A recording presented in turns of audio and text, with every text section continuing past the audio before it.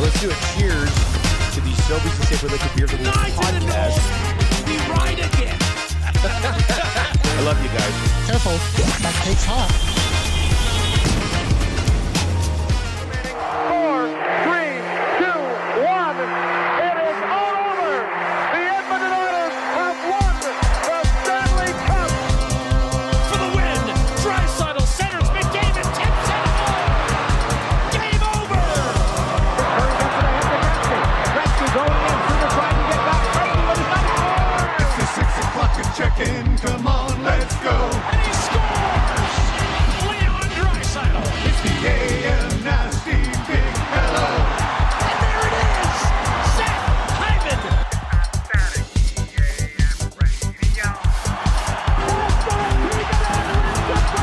It's the cool and red hot Nielson Show. Let's go.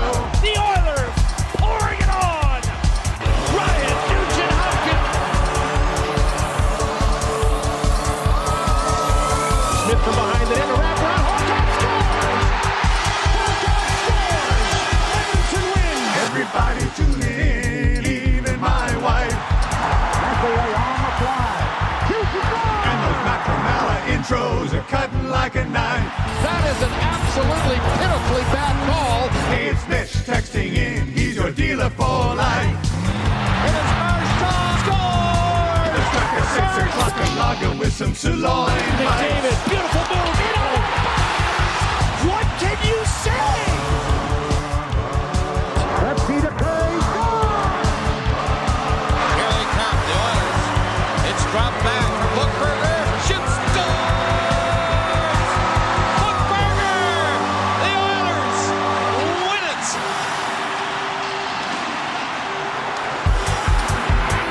The Oilers have won the Stanley Cup.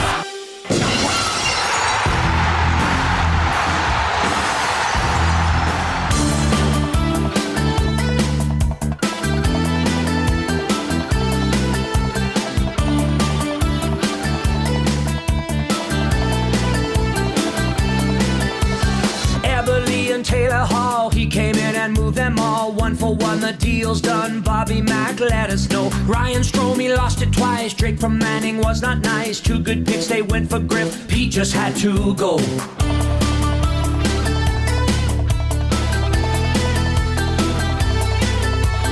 Eric Greiber buyout, what was that all about? Mikko signed a 3-year deal, and my friends, that ain't no steal. Traded for Spooner, shoulda canned him sooner. Chris Russell, Lucic, no movement on their deal. Pete left a tire fire. Bobby Nix is searching for the perfect person. Pete left a tire fire. Now it's tough to do well when you're stuck in cap hell.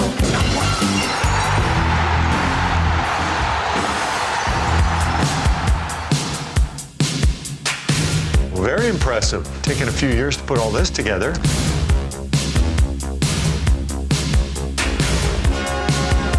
It's not a one-year quest because it's so hard to get your hands on.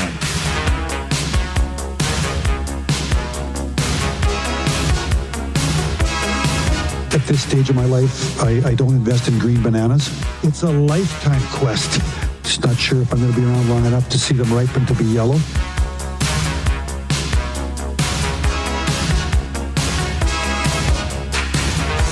You can't party enough when you win that thing. It's a party machine. Party machine. Girl, I can't understand it. Why you wanna hurt me? That's why it's the Stanley Cup. After all of the things I've done for you. It's hard. It's hard. I buy you champagne and roses, put diamonds on your finger. Still you hang out all night. What am I to do? My girl wants to party all the time, party all the time, party all the time. Hey, where's Kenny Holland when you need him? Am I right? Oh boy, what's going on, everybody? How are we doing this morning? Let's just remember, can I start the show with a positive before I tear this team apart last night? Please, I got one as well. Okay, I mean, my positive is a series doesn't begin until a team loses on home ice. You took mine. Technically, this series hasn't even started. And the Kings suck on the road. 41 road games this year. They only won 17 of them. Terrible. So there's that. Right? It's not over yet. I think. Not at all. I said it's going to be a long series. I mean, you nailed that long series stuff. This guy knows all about the long series. Mark Zahadsky says, let me guess, Dusty, flush it. Not this one. You don't flush it. I mean, well, maybe. I mean, I don't think. I know we aren't going to flush any games to flush anything. You don't flush playoff games, I think. I honestly, deep down in my cockles, thought that they were going to win that game last night. I was pretty stunned. We were quite bullish throughout the programming yesterday. Yeah, were we not? We definitely were. They had him right where they wanted. The seed was planted. The corn was in the head of Kemper. All that stuff. Now they've given them a real false sense of security. Coming back here, right? You see them playing the long game. That's a total long game. Yeah. Well, you said long series. Long series. So a long game. If it's going to be home ice and Kings have the... Don't worry about it. That's looking too far When you ahead. watch these two teams play, who would you take in a winner-take-all one game 7?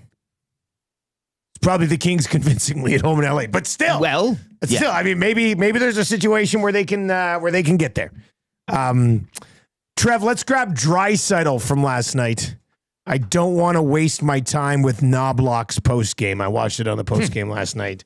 Unnecessary to go back around to that guy. Maybe we could do like a Knobloch exiting song to the tune of Another One Bites the Dust. Well, we know who does songs to tunes of Another One Bites the Dust. He was at Hudson's last night. His name's Atif. He did say we should have stuck around because he signed karaoke last night. Yeah, apparently "Don't Stop Believing" by Journey was the song of choice. Did he actually do that? That's what he says. Is that the one that we were hearing butchered while Tommy was doing the post-game show last night? There is so much horrible karaokeing during the post-game show last night. Well, and you were this close to staying. If Klingberg would have gotten on the board, I mean... I did tell Eric last night, if Klingberg scores a goal and the Oilers win, I'm staring for karaoke night. Instead, I went home and watched the post-game show, which was absolutely excellent last night. Very proud of what we're doing here at Edmonton Sports Talk, and I thought last night's post-game show was terrific. Tommy was great. Hernan was awesome. Cass was terrific. And then Reid Wilkins, just like the perfect way to wrap things up. Reid, brought to you by the Garrison Golf and Curling Club.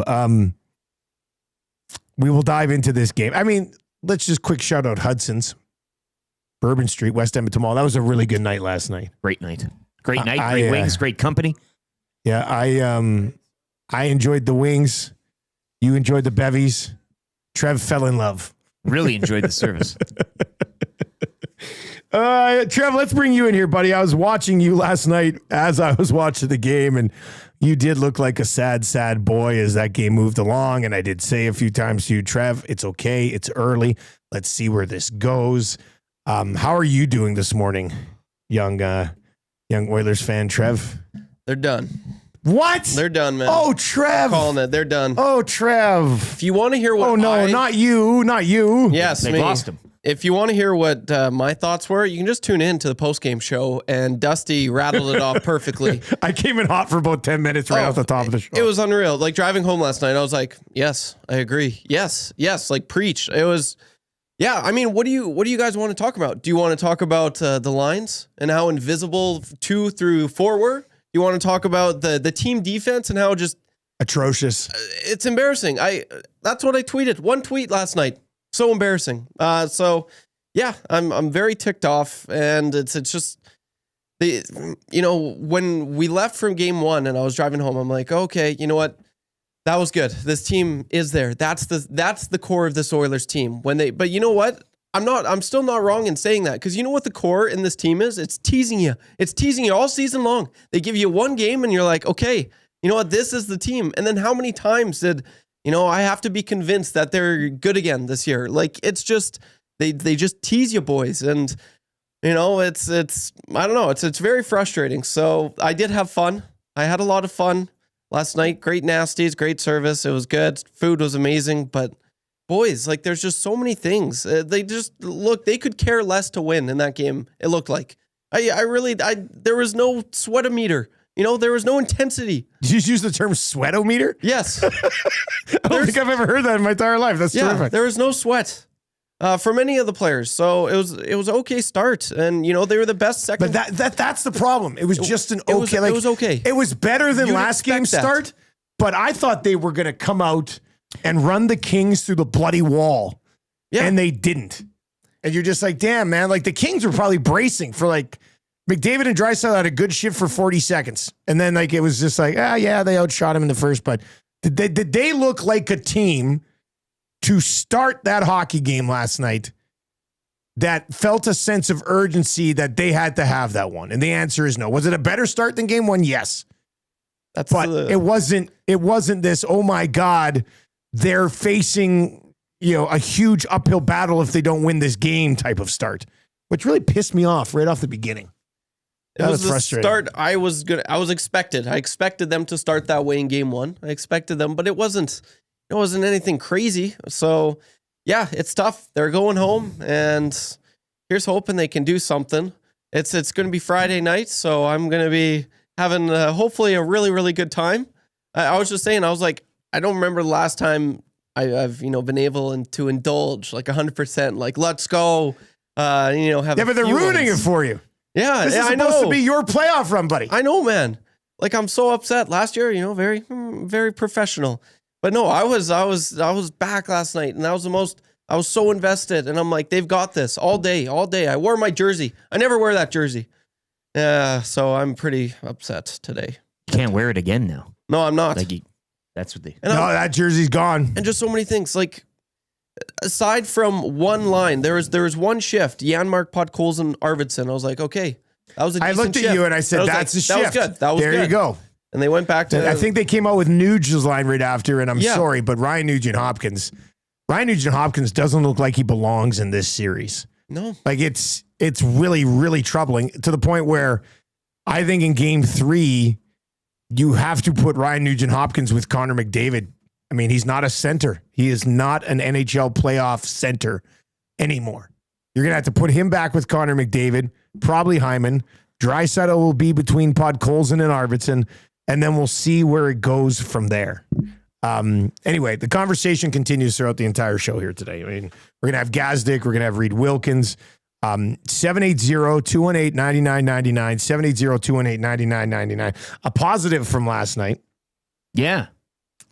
I met Tamara the wig lady, and she gave me a wig. And if anything's going to turn this series around, it's me putting on this wig on the show. I think this is the front or the back. I don't know. This is probably the back. Just yeah. Yeah. What do we think, everybody? That's clearly the boom, boom, boom. I think they call this a bob cut. Isn't it? Like, look at this thing. If this can't turn the series around, nothing will. I look like an idiot on the show the morning after game 2, and your penalty kills going along at 50%. Are you kidding me? Anyway, check it out. The Wig Boutique. You can go pick one of these bad boys up. Can I get a Lucia? Doesn't work as well, does it? They're ruining a good bit. They're ruining the good playoff song. They're ruining the wigs. So much potential. This run, we were locked and loaded.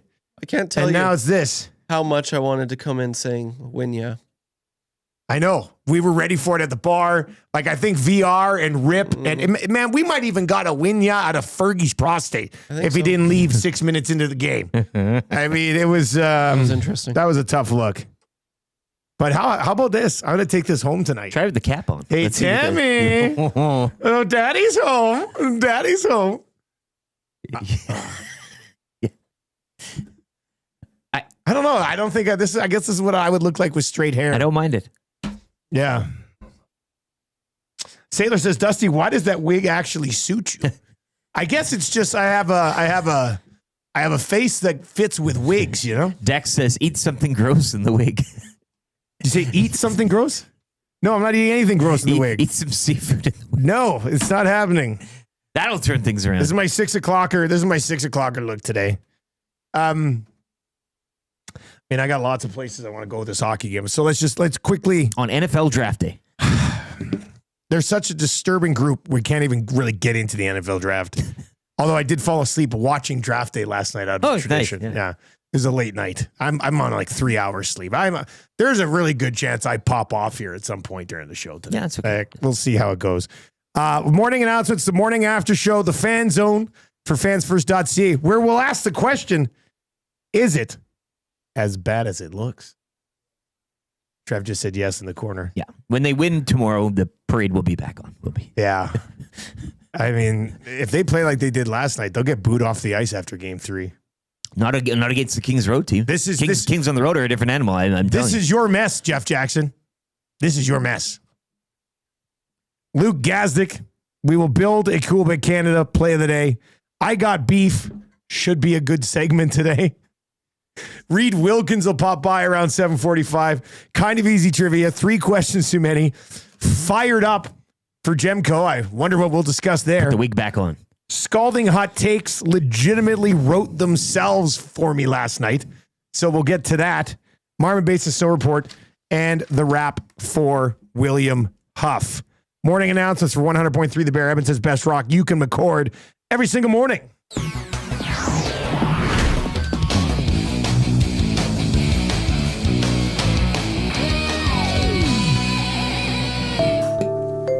Shaggy is in and says the quick answer is yes, it is that bad. Yeah, but Shaggy, they could be up to nothing, and you'd still be saying it's bad. So, not sure your vote's going to count on this one, Shagster.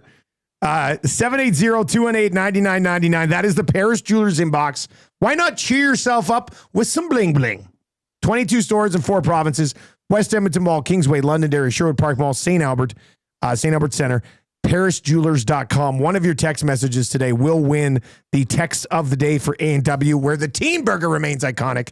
And the Nielsen Show, of course, brought to you by South Ford Chevrolet. Drive a little, save a lot, maybe buying a new 2025 Silverado and saving $8,000 turns this series around. www.southfortchev. What the hell is going on with the special teams here, boys? Like, this is pathetic. The Kings' power play was 27th in the league. I think it's the worst power play in the playoffs. I didn't double check that last night, but I have a hard time believing the 28th, 29th, 30th, 31st, or 32nd power play somehow weaseled their way into the playoffs. You are letting an all-time mediocre power play humiliate you right now, which is just, it's bogus. I'll say it. They look lost on the penalty kill. But the penalty kill stat that's blowing everybody's mind, and I can't believe it. Like, this is remarkable. Last year, they went to Game 7 of the Stanley Cup Final and allowed 4 power play goals against. In the first 2 games against the Kings this year, they have allowed 5 power play goals against. There are a lot of areas that we can look at. Skinner, the goalie pull last night. I'll get to that in a second. Ridiculous. The lack of anything but from McDavid and Draisaitl, really. We can get into that. Bouchard, the defense in general. But the penalty kill going 50% on 10 opportunities is the reason they're down 2-0. It's horrendous right now. And I'm not sure that's what I'm concerned about. Like, can the penalty kill get out of this funk? Because if it can't, this series isn't even making 6 games. Like, they've got to get their penalty kill figured out. And the power play looks just as bad. For a power play that wasn't as good this year as it has been the last few years, but it's still got the same personnel that was like an all-time record-setting power play. And the Kings are just being aggressive on their penalty kill. And the others have Nugent. They're going like this. Like, it's embarrassing. The special teams are completely flipped. the yin and the yang, the night and the day, however you want to describe it. Eric, this is the exact opposite of what's happened the other 3 series. Yin, yang. Whatever. Yeah. But yang, yin, I don't care. Like, Evander Kane? I mean, shot out of a cannon? Hit a couple guys. Looked like he got around better than Frederick. I might consider taking Frederick out of the lineup and getting Jeff Skinner. I mean, I might even consider getting Max Jones in to go hit somebody. And it's not like a bad, like I hate Frederick takes between Frederick and Kane. Yeah, I know, but Frederick can't move. Yeah, I know. Yeah. Like he can't properly move. If the guy can't play, don't justify your horrible trade of trading for an injured dude by putting him in a lineup if he can't physically do it. So, but McDavid said they were healthy. We've seen, Klingberg's, Kane's back. They've shown all the cards now. Like this was a team where we're waiting for all when they all come back and they haven't played together, and we'll see them when they play together. And Draisaitl didn't play for 14 games or whatever it was down the stretch. They're all back now. This is it. This is what you get. There's no more help flying in from anywhere. Oh. This is a great wig though. I do like it. I'll save it. I'll have this on tomorrow, Friday's show. The Wig Boutique. The second goal was infuriating on so many levels. Hit us up over in the nasty chat. We're already changing 100. Don't keep those thumbs away from us just because the team has completely let you down. Your boys are trying to get you through this. Hammer the thumbs up for us today. Changing 100. Let's go. Let's change 300 by 7 o'clock. We're going to have the numbers. Let's do it. Hammer the thumbs up for us. That second goal, and we'll get to the collapse after how do you sit there and go, oh, they score in the first 5 minutes of the third. It's on. And then they do score. And then Arvidsson bobbles it. The puck, with no pressure, he bobbles the bloody puck. It slides into the corner. 2 guys go into the corner while the best player in the series so far is left wide open. Wide open. And yes, you'd like a save from Skinner there. It would have had to have been a really good one, but that is an all-time breakdown that led to that goal. Just horrendous. But it's the second goal the second goal against. I mean, if you go and look at it, they had the numbers in the defensive zone. Puck comes along the boards. Draisaitl goes, plays the body. Darnell Nurse, for some reason, follows up along the boards. He's actually above Draisaitl on the play. The one thing that really pissed me off was Connor McDavid was right next to Byfield. And that puck ends up along the boards, and McDavid cheats for offense. And Byfield comes to the bloody puck battle. The puck bounces out, sitting right there. McDavid's outside the blue line. I thought we were done with that. I thought we were done with cheating for offense in playoff games. But that's a bad look by your captain, man. He was right next to Byfield. He takes off into the neutral zone. Byfield picks up a loose puck. Nurse is completely out of position. Byfield gets it, takes it to the net, and I said last night, I tweeted, I said, McDavid, Nurse, Bouchard, Skinner on that second goal. It's simply not good enough. And of course, one guy's like, Dusty Bouch was doing his job. Wrong. His job is to defend. Okay? You cannot see Byfield walking in like that and just do nothing. The guy he was supposedly taking the pass away from wasn't even on his one-time side. He was a freaking lefty. And Bouchard just watches. He just guides him in. It was Fogel's free pass to the net on the winner as well. Like, here you go. I sure hope Stu can stop this. And Skinner, you'd like him to see be a little bit more aggressive. Nice finish from Byfield, though. He tucks that thing right up top. But Skinner's too big a dude to let that one get up there. I mean, the whole thing, just a disaster from McDavid to Nurse to Bouchard and Skinner. Blame them all. Like, it was just, that was awful. That was absolutely awful hockey. And then they're still hanging around. Like, their penalty kill sucks. They're not really generating much offensively. They're still hanging around. They make it a 3-2 game, and then they just literally gift wrap the game to the Los Angeles Kings. I mean, it's disturbing. All right, what else do we got? 780-218-9999. Oh, and the goalie poll. Like, and then Knobloch after the game to be like, I'm looking maybe to spark the team. Are you kidding me, man? Like, are you kidding me? You wanted to spark the team. Pull Skinner after the third goal. Okay, you've got half a game left. He's clearly, what do you say? You're not that guy, pal. Not that guy. Yeah, he's clearly not that guy. Okay, if you wanted to spark the team with a goalie pull,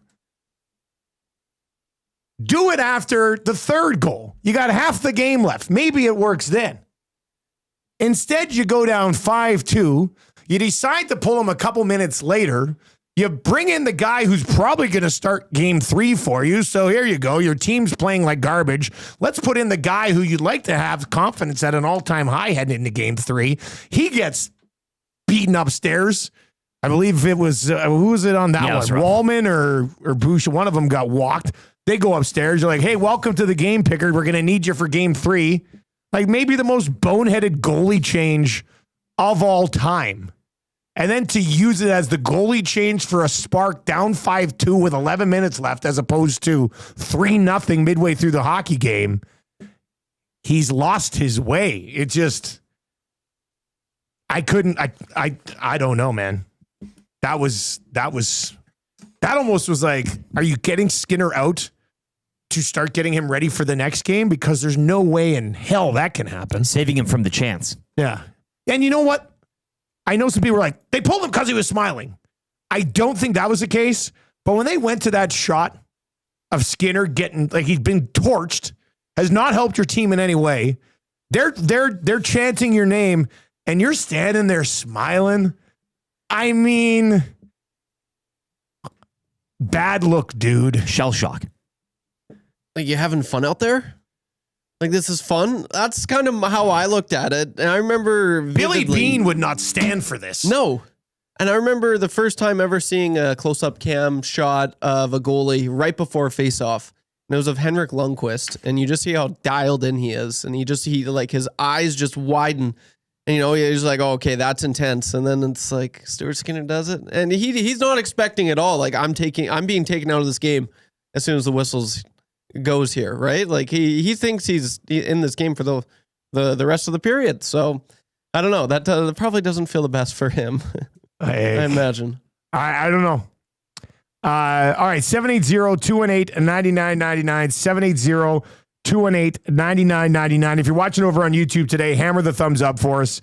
We're gonna talk you through this one. I mean, in the end, if you can take care of business on your own home ice against one of the worst road teams in the playoffs, you have a shot in game 7. Wait, whoa. Are we still saying? I don't think they're done. I think it's bleak. He said they are. Trev said they're done. Okay. I don't think they're done. I mean, if they lose one of these two at home, they're done. Well, it'll They're be cooked. more difficult. But they haven't done that yet. Dare I use a comparison from the Montreal Canadiens in 1993? Please. I believe they were down 2-0 to a Quebec Nordiques team. Went on to win the Stanley Cup. That's probably not what's going to happen here. That team had Patrick Waugh in net. So, but still, Well, I mean, I also think when Washington won the Cup, they were down 2-0 to Columbus. They in the also first round. didn't have McDavid or Draisaitl. That's a great point. And I'll point they did have Vincent Damphousse, though. And Kirk Preston Hodgkinson's tweet from last night. The last time the Oilers lost the first 2 games on the road, they forced a game 7. In a little series, I'd like to call the Stanley Cup final. Bingo. Still, though, it doesn't look good. All right, No. So Trev thinks they're done. Yeah. I say not done, but I'm infuriated by their play so far. Where are you at? You're the deciding vote. They'll be fine. Okay, they'll be fine. There we go. So we got a done and not done, and they'll be fine. All right. Coming up next, we'll dive into this game. Morning after shows on the way, followed by your takes in the fan zone for fansfirst.ca. If you're watching over on YouTube today, we're bringing our A game. So give us the thumbs up. We're almost changing 150 here. Let's smash through 200 by the time this guy's done his sports update. We would very much appreciate that. We do have Luke Gazdic to join us. He'll be by just after 7 o'clock. Reid Wilkins at 7:45 today. The new commissioner of the Canadian Football League is going to be introduced this morning at like 8 o'clock our time. He is scheduled to join the Reid Wilkins show at 3:30 today. So we'll find out what the new commish thinks about Pickard or Skinner for game 3. Hopefully they just grill him. Yeah, that's. Would you play Nuge with McDavid in game 3? I mean, I'm going to like text Reid and be like, you must ask him about season-long fantasy. Yes. We got to get that answer. We have to get that answer. First point priority. All right, morning after show on the way, along with the Fan Zone, 780-218-9999. Text us in the Paris Jewelers inbox. Here's a question we can hit in the 6 o'clock hour. What pissed you off the most last night? Because there's a lot of things that could really pee you off. 780-218-9999. Let's get to the sports update. Morning after show, Fan Zone on the way in the next 27 minutes. Don't go anywhere.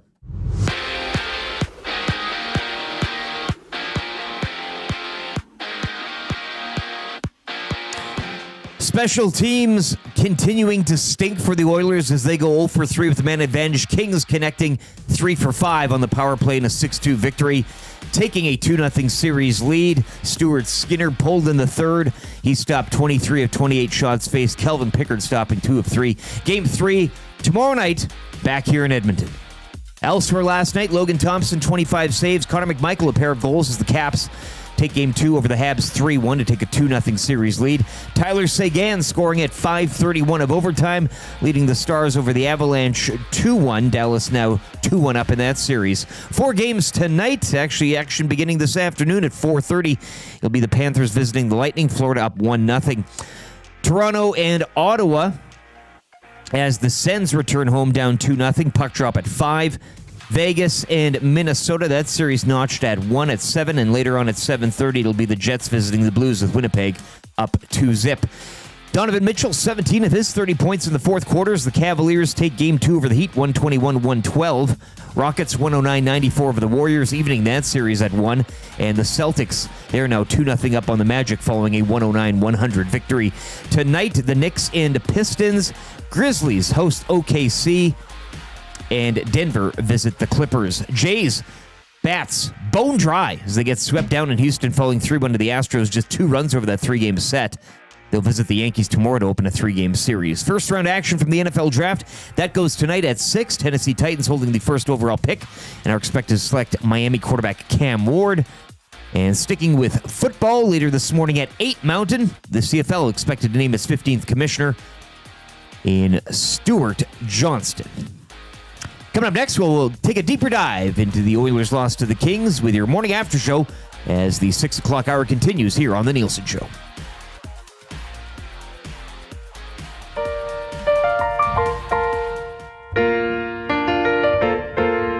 Being a fan of the Oilers today takes everything you got.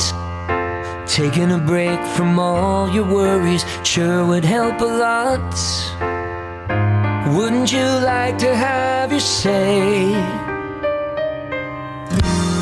It's the morning after show where we will talk about the game and let you know who you should blame.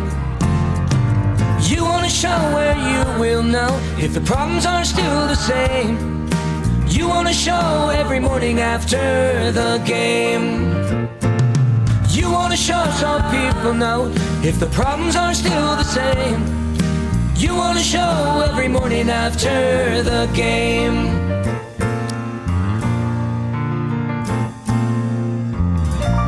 All right, it is the Nielsen Show. We're coming at you from the Popeyes Louisiana Kitchen studio today. And, of course, all of our Nielsen Show originals brought to you by Totem Outdoor Outfitters. New gear, used gear, trade and consign, a sport for every season with hockey equipment and skates ready to go year-round. Family store that takes pride. Did you hear that, Oilers? Pride in finding the right fit for you. Visit them at 7430 99th Street or online, www.totemoutfitters.ca.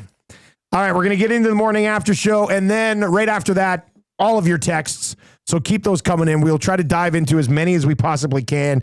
And we are asking for some thumbs up over on the YouTube channel today. We are 35 away from changing 200.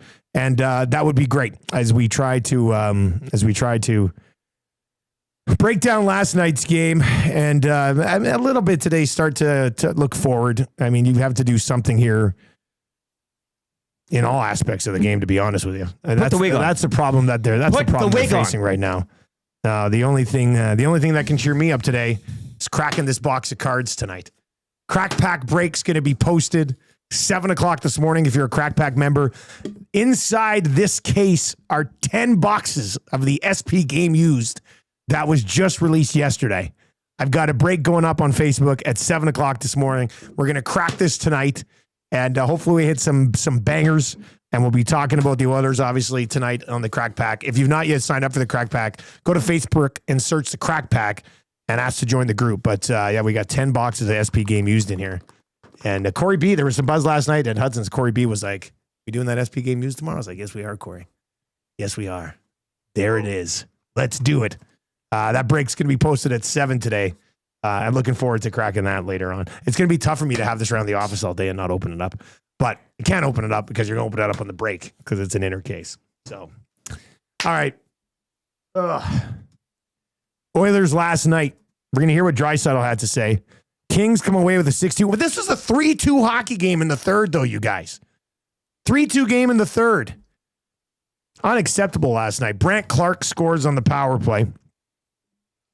That was after the top unit didn't connect. And then, of course, you can only hope to contain Warren Foegele. You'll never stop Warren Foegele. Was that Wallman he walked? Yeah. Not a good. Wallman has not been good. Yeah. So far in these playoffs. There was the defenseman they added at the deadline that came with 1 game of playoff experience. It's got a hell of a shot, though. Brant, and he likes to hit. I'll give him that. Yeah. Brant Clark scores first period. Second period, Byfield with the easiest, I already broke down that goal. I really don't want to come back around to it. 2-0. Kuzmenko on the power play beats Wallman to a puck that bounced off the end boards. Skinner's inability to move around his crease like a regular goaltender.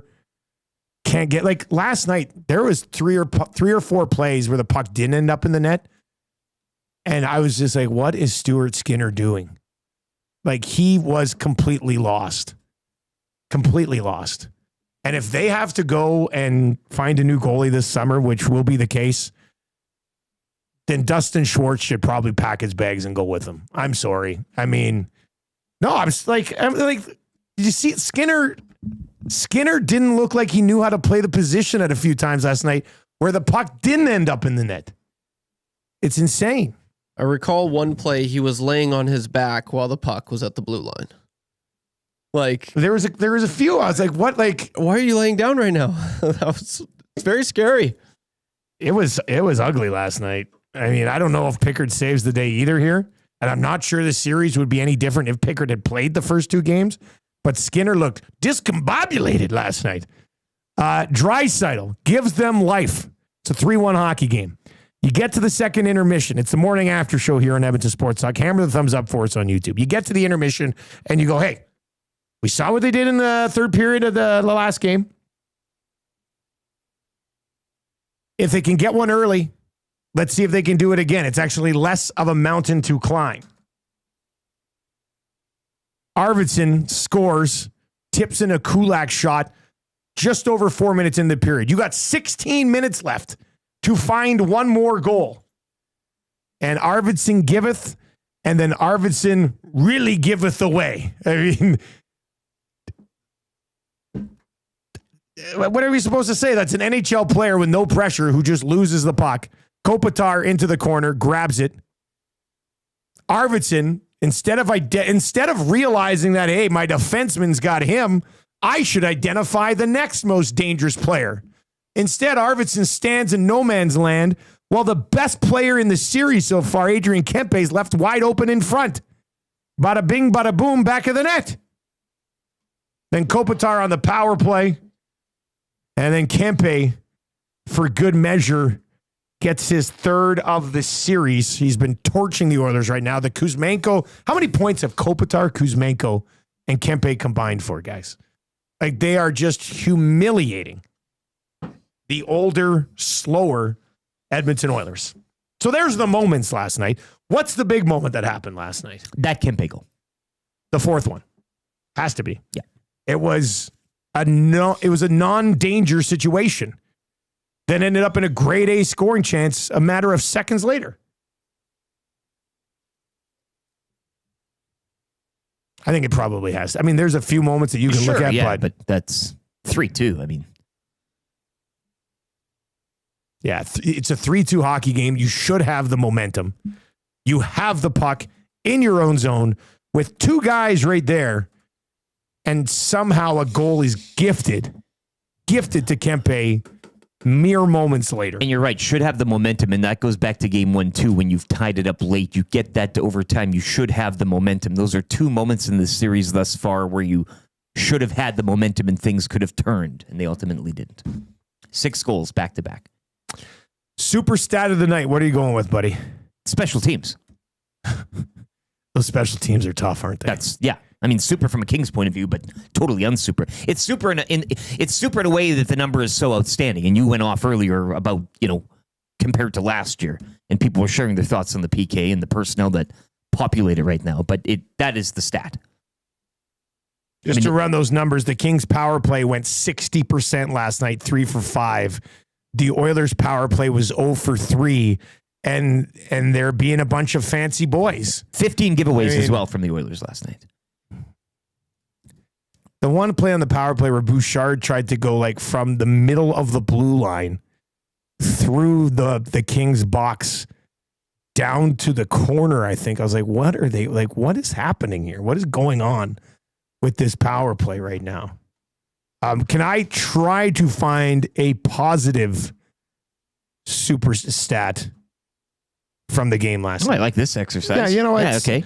Can't be all doom and gloom. I think the 5 shots that we got was pretty super. At the bar. The fireballs? Not yet. Yeah, this guy, another confession. He had a shot again. Look, Tommy was twisting my arm. Did Tommy have one? Bad influence. Yeah, I probably went over to him. That was. I'm good for one. My parents have a shot of Fireball every night before bedtime. It's good for your. It cleans every your night system. before they go to bed. My parents, who actually this will make you all laugh. They don't drink.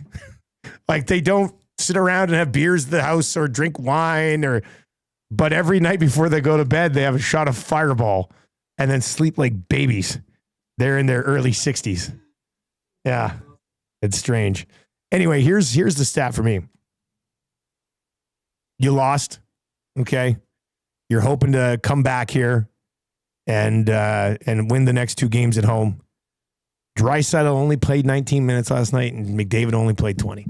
So you didn't wear those guys down in a 6-2 loss. They did start with them, like we were saying. They did start. Yeah, they started with them. They started with them, which is kind of had to happen, I think, at that point. The Edmonton Oilers had 11 shots in the first period, just 15 the rest of the hockey What was that game. during the second frame? We counted near the end. They had 2 or something. There was a stretch where they went dry for a bit. It was over 8 minutes in before they got their first shot in the second. They finished with 8. But the Kings had more shots in the second period, or they had the same amount of shots in the second period as the Oilers did in the second and third periods of the hockey game. The 3 stars in last night's game, I would assume it was probably, it was the line. Kempe, first star. Kopitar, second star. Kuzmenko, third star. Just in last night's game, those 3 guys combined for 10 points.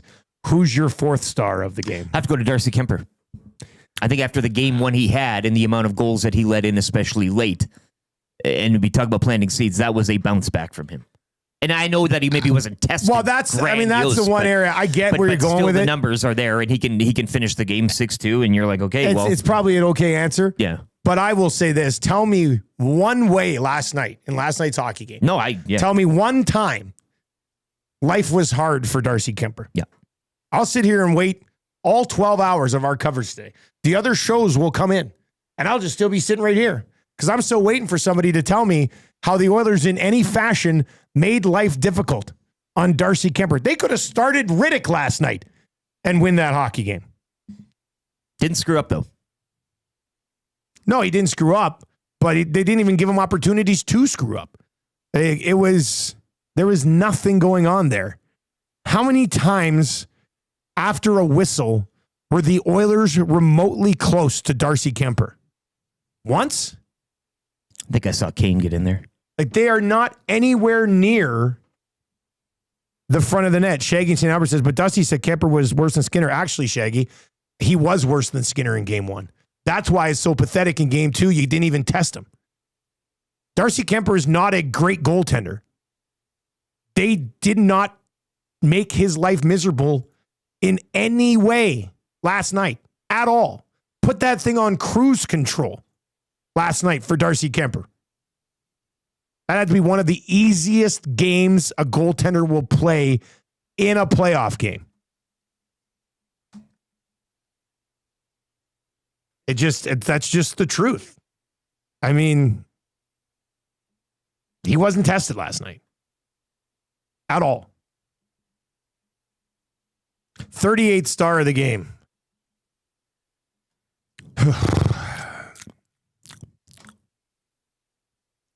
Look, Skinner's got to get consideration for this, but I do have to come back around to Ryan Nugent-Hopkins.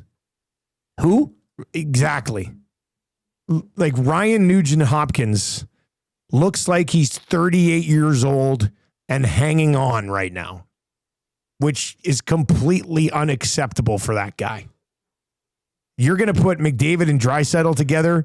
Ryan Nugent-Hopkins has to do something positive in that hockey game. And he did not. And you're looking at, Evander Kane's back. First game in a year. Can't really expect him to do it. Frederick doesn't look like he can move and probably shouldn't be playing, but he's trying to grind it out for you. Played 10 minutes last night. Tough. Still had 5 hits. Ryan Nugent-Hopkins didn't even have a hit last night. And the 35, 36 hits that the Oilers had last night, I'm not sure they're doing any damage to the Kings. Anyway, Nuge has been a major, major letdown.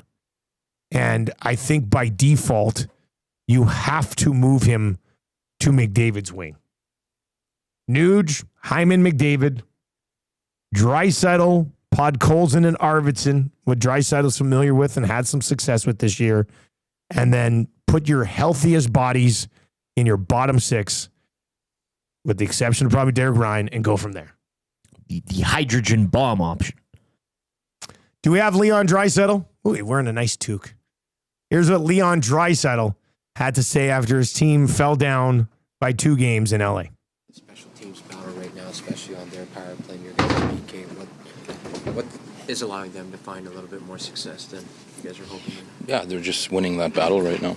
That's really all it is. They're beating us in that department. So, we got to fix some things and be better. When it comes to the power play, Corey said execution is maybe the biggest thing. Is that the way you're seeing it, or is there something you'd want to tweak to ultimately find a couple? We got to make some tweaks, and it just comes down to execution and the timing of when you score, right? So I haven't been able to do that. So obviously, again, got to be better.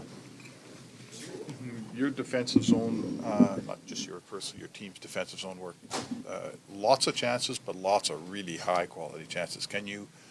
Does that have to come down for this team to pull this thing back in? I mean, I don't know if I agree with that the first 2 periods. I don't know how many grade A looks they had 5-on-5. At the end, we gave up a gazillion of them, of course. But the first 2 periods, I'm not sure how many grade A looks they had.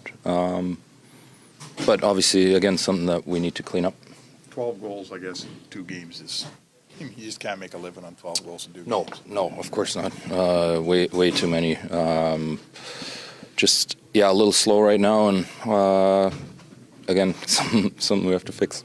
What's the overall, you don't want to be in this spot, but you have been able to come back and make series, when you have been in deficit. So what's kind of the overall mood of this team? We just have to be better. We got to dig in and we got to be better. And, this group has a lot of character in here. So we'll regroup, let this one go and, go back home and, try to bring our best game.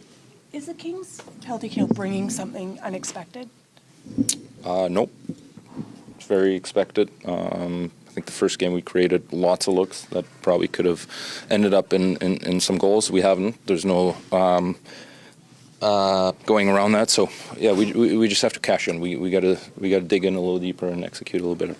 Leon, you guys sent these guys into their summer the last 3 years in a row. Is there maybe a hunger across there that's hard to match? We got a hunger to win as well, but we got to ramp it up. We got to dig in. We got to start playing here. Obviously, it hasn't been good enough, and there's hunger on their side. Of course, you can sense that, but it's not anything that we're not able to match. We just have to find it, and we got to find it quick, of course.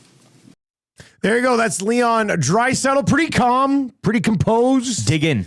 A couple Once, of dig-ins. twice, 3 times, I think. Couple of dig-ins. Dig in. Your thoughts on that? 780-218-9999. If you're watching over on YouTube this morning, please hammer the thumbs up for us. Enough people watching that we could be changing 300 here by 7 o'clock. We're already at the 200. Give it to me, Trev. Changing 200. All right, hammer that thumbs up if you're watching over on YouTube today. And you're not going to find a better breakdown of this hockey game in this series so far in the city. We've got Luke Gazdic coming up. He's excellent. And Reid Wilkins is going to join us around 7:45 today as well. So the second hour of the show will continue to be all game 2 of the Oilers and the Kings, as is this segment right now as we get into the fan zone for fansfirst.ca. By fans, for fans, no fees. You're looking for tickets to game 3 or game 4? And I would still suggest, I know some of you are very down in the dumps to the point of like, I don't even care. I would still suggest get to Rogers Place, get on your damn feet, and get behind this team and see what happens. The Kings are not good on the road. They're sub 500 team on the road. So take advantage of them. This is the fan zone. Being a fan means helping the team, being a fanatic for the team. You need to go down there. They need you now. This is the time. Tails texting this morning. And 7-8, take them fan zone. We'll get into that. If you're over on the Nasty Chat, you hit us up there, and we'll get to some of those comments as well. Tail says, Byfield literally stood in front of Skinner and was pushing guys, and the others are just not engaged at all. It is brutal. Matt says, Matt with 1 T. Is that a real thing, or is that just your bit? That's curious. I think a big problem is that our coach doesn't value playing physical or getting in the dirty areas around the net. That's in from Matt with 1 T. Hersey is in it. Says, morning, guys. I went to bed last night and thought to myself, I'm not surprised the Oilers have played like this and are down 2 games. They played like this a lot this year. 97 can't go off 2 games in a row. This is the Oilers in a nutshell so far this season. Justin the Pizza Guy. The Oilers are the best at keeping possession in the outside perimeter and just turning it over without getting anything close to a shot off. And there was one time last night with McDavid and Draisaitl on the ice where they were kind of buzzing. And the puck worked back around to the far boards, and McDavid went down to the corner, and the Kings just eventually knocked it away and cleared it out. And they had the puck in the zone for a little decent chunk of time. Remember that shift, Trev? And then you're like, okay, something's cooking. And they didn't even get it into the middle of the ice. It's a whole lot of skating out there at times. It's perimeter hockey. You see it, and it's just like they can't match the intensity of the Kings. Like, it's so hard to get in there. And then once you're in there, like, you're getting banged up. Like, they're playing so physical, and it's complete opposite of how the Oilers are playing in the defensive side of things. So, yeah, not good. 780-218-9999. The Wolf is in this. I knew the night was cursed from the beginning. The wife drove in from Leduc, and we could not get seats at Hudson's. So that was a great start. Secondly, we couldn't find seats anywhere else. Ended up driving all the way back down to Leduc to watch the first period. Well, I mean, that with the Wolf. I mean, you should just come and been at our table. Everybody was just standing around our table. We didn't need seat. Guys, look at the team. You just said everyone's getting skated around because we're older and slower. McDavid is smart. He wants to win. Is he going to sign long-term? Look, I'm going to address that conversation with I got beef coming up here around 7:30 this morning. I don't want to get into the leave town conversation, down 2-0 to the Kings, and we'll address it. I got beef. Morning, boys. This is from Amos Moses. Morning, boys. The thing that pisses me off the most with the Oilers is their refusal to simplify their play. They're down by 3 goals and only have 8 shots halfway through the game. But they're still trying backhand saucer passes and just keeping it out at the perimeter. They're content to play that way because it's easy and they feel they're too skilled to drive the net or simply shoot the puck and muck it up. Look at their 2 goals last night. They just threw it at the net, and what do you know? The other team's goalies can let in goals too. Go Oilers. Amos Moses. What a good play by Klingberg, actually. We haven't talked about that yet. Klingberg, definitely better than Brown. I think that's confirmed. Klingberg might have been low-key their best defenseman last night. Maybe. I mean, he almost got you on the karaoke floor. He was okay last night. Made a great play on the Draisaitl goal. Like, that's just one of those plays that an offensive-minded defenseman thinks to make, and Draisaitl was able to bury him. Brandon from Windsor is in the fan zone. I think the biggest issue I have with this team is the goalie can never make a big save when we need it most. Kemper's not playing well either, but at least he makes the big save to keep the Kings in it when needed. The fan zone. And I would say Kemper made 1 of those saves last night. Outside of that, he didn't have to make those saves. The one save was early after the Oilers had surrendered a goal. They came back. Hyman had a good look. Kemper got a pad across on it. I mean, if Hyman can get the thing up, it's in the top corner, and they tie the game. But Kemper got his pad across on it, and that was a big save. That was a big save. But tell me another big save he made in that hockey game, because they did not test him. They didn't test him near enough. This one in from an unnamed texter. They say that you're not out of a series until you lose at home. And we started the hour. Exactly maybe we finish the hour. Matt with one T too. Matt with one T. My mom screwed up on the birth certificate. That was the it's a real thing. Yeah. Really? So your mom can't spell. Something happened there. Hey. What did it say on the gift or the birth certificate? Put the name of your child here minus the final letter. You ran out of ink. That's so weird. Matt with 1M. Anyway, to follow up that last text, they say you're not out of the series until you lose at home. But I'm nervous. I'm looking for a huge game on Friday. Goals, fights, Lieutenant Eric, and some shots. It's going to be unreal. Again, it's the harmonica. They ran back the harmonica. I heard the ladies didn't want to do it. They reached out, brought them back. How much are they getting paid? Do they get their names? Do they get the cup after, Kopitar gets it? Does he hand it to the harmonica ladies? I mean, maybe. Maybe that is what he would do. 780-218-9999. 780-218-9999. We are 41 likes away from hitting that 300 like mark. And like we said, we're bringing our A game today. Team might not have done it last night, but don't punish us because they crap the bed when there was a 3-2 hockey game in the third period. So hammer the thumbs up for us over on YouTube. The breakdown of this game continues. Luke Gazdic from Sportsnet will join us coming up next.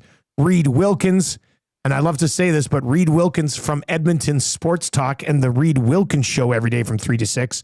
Reid's going to join us around 7:45 today. Smack dab in the middle of that, I got beef. Any beefs out there today? I think you probably got some beefs. Text your beefs to 780-218-9999. Is it as bad as it looks?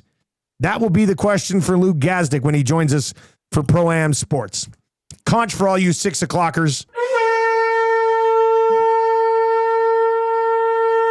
They're not done yet, but they will be done shortly if they don't play a hell of a lot better, especially on special teams. We'll get into all of that with Luke Gazdic. Right now, let's get to a sports update with Lieutenant Eric for the fine folks at Nisku Glass.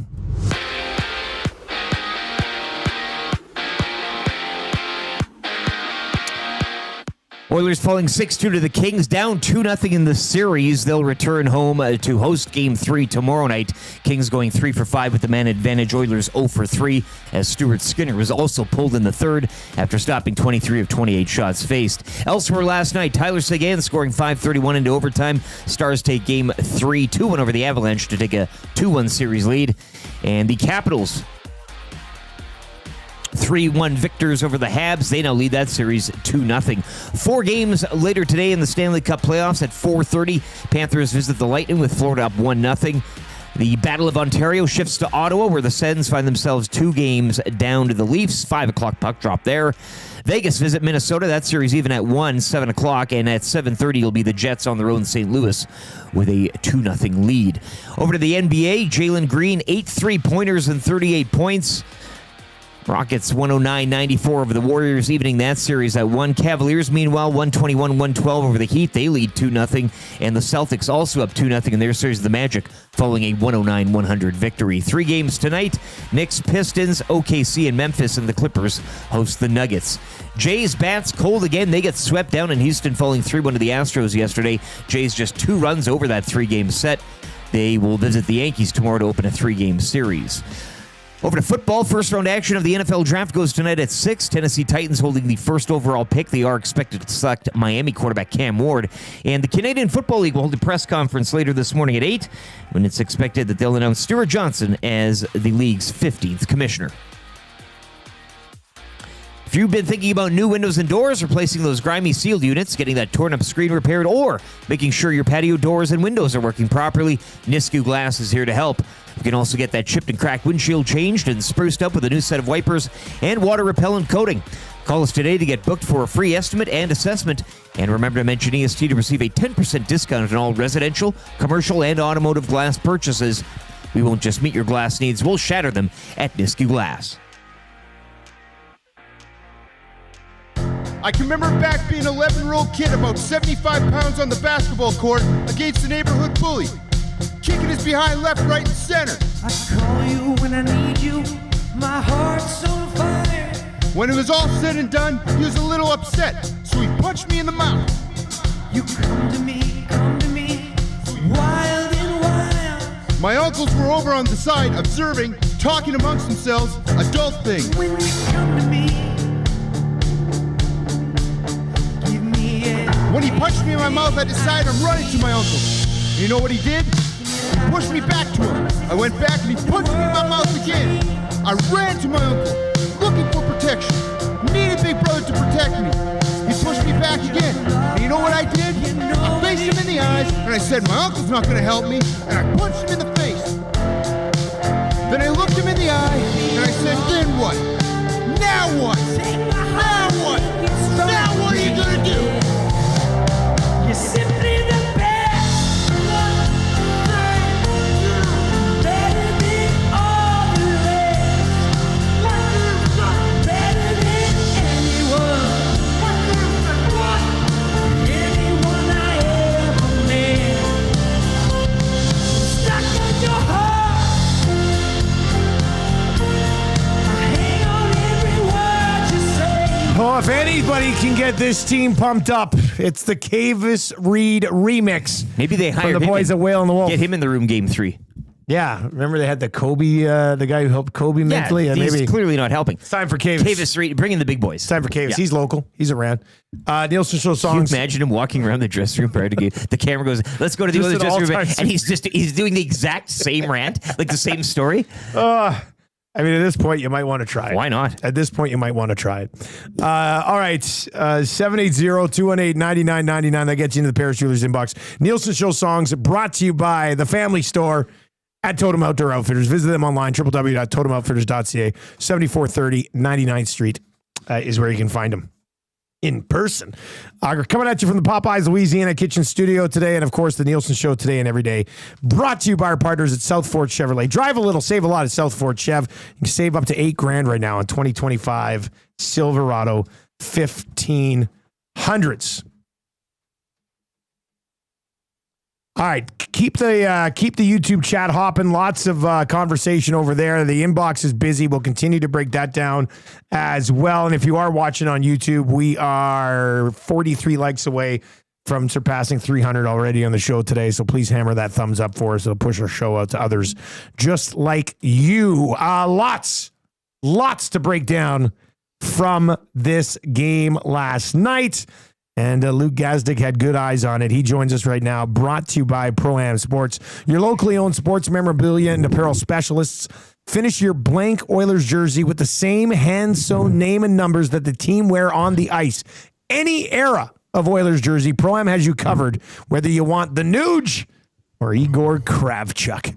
Located in Edmonton, at the corner of St. Albert Trail, 128th Ave, or online at prosports.ca. Who was it that was in the Pod Colson jersey last night? Corey B? Was he rocking Corey a Pod B Colson? was rocking a Pod Colson jersey last night. And then I think Step was saying, I had a buddy who texted me and said, talk me out of getting him a Wallman jersey. So anyway, get all your jerseys at Pro-Am. We'll do them all. Yeah. All right, let's bring in Luke Gazdic. Gaz, good seeing you, man. Got to ask you right off the top, is it as bad as it looks? Is it as bad as it looks for this team right now? Oh, man. Dusty, I'm usually fired up to come on here. It was a stressful night last night, and not even just stressful. It's just like, guys, I don't get to be on the big panels that much, especially in like the playoffs. Like as we go on here, like a Wednesday night national panel like that with a former NHL coach, it's a pretty exciting thing for me. I have the post-game Sportsnet Central hit in the other building. I'm all fired up. They're going to take a split back to Edmonton. Connor's going to walk all over them. It was just none of that. You know me, man. I'm glass half full.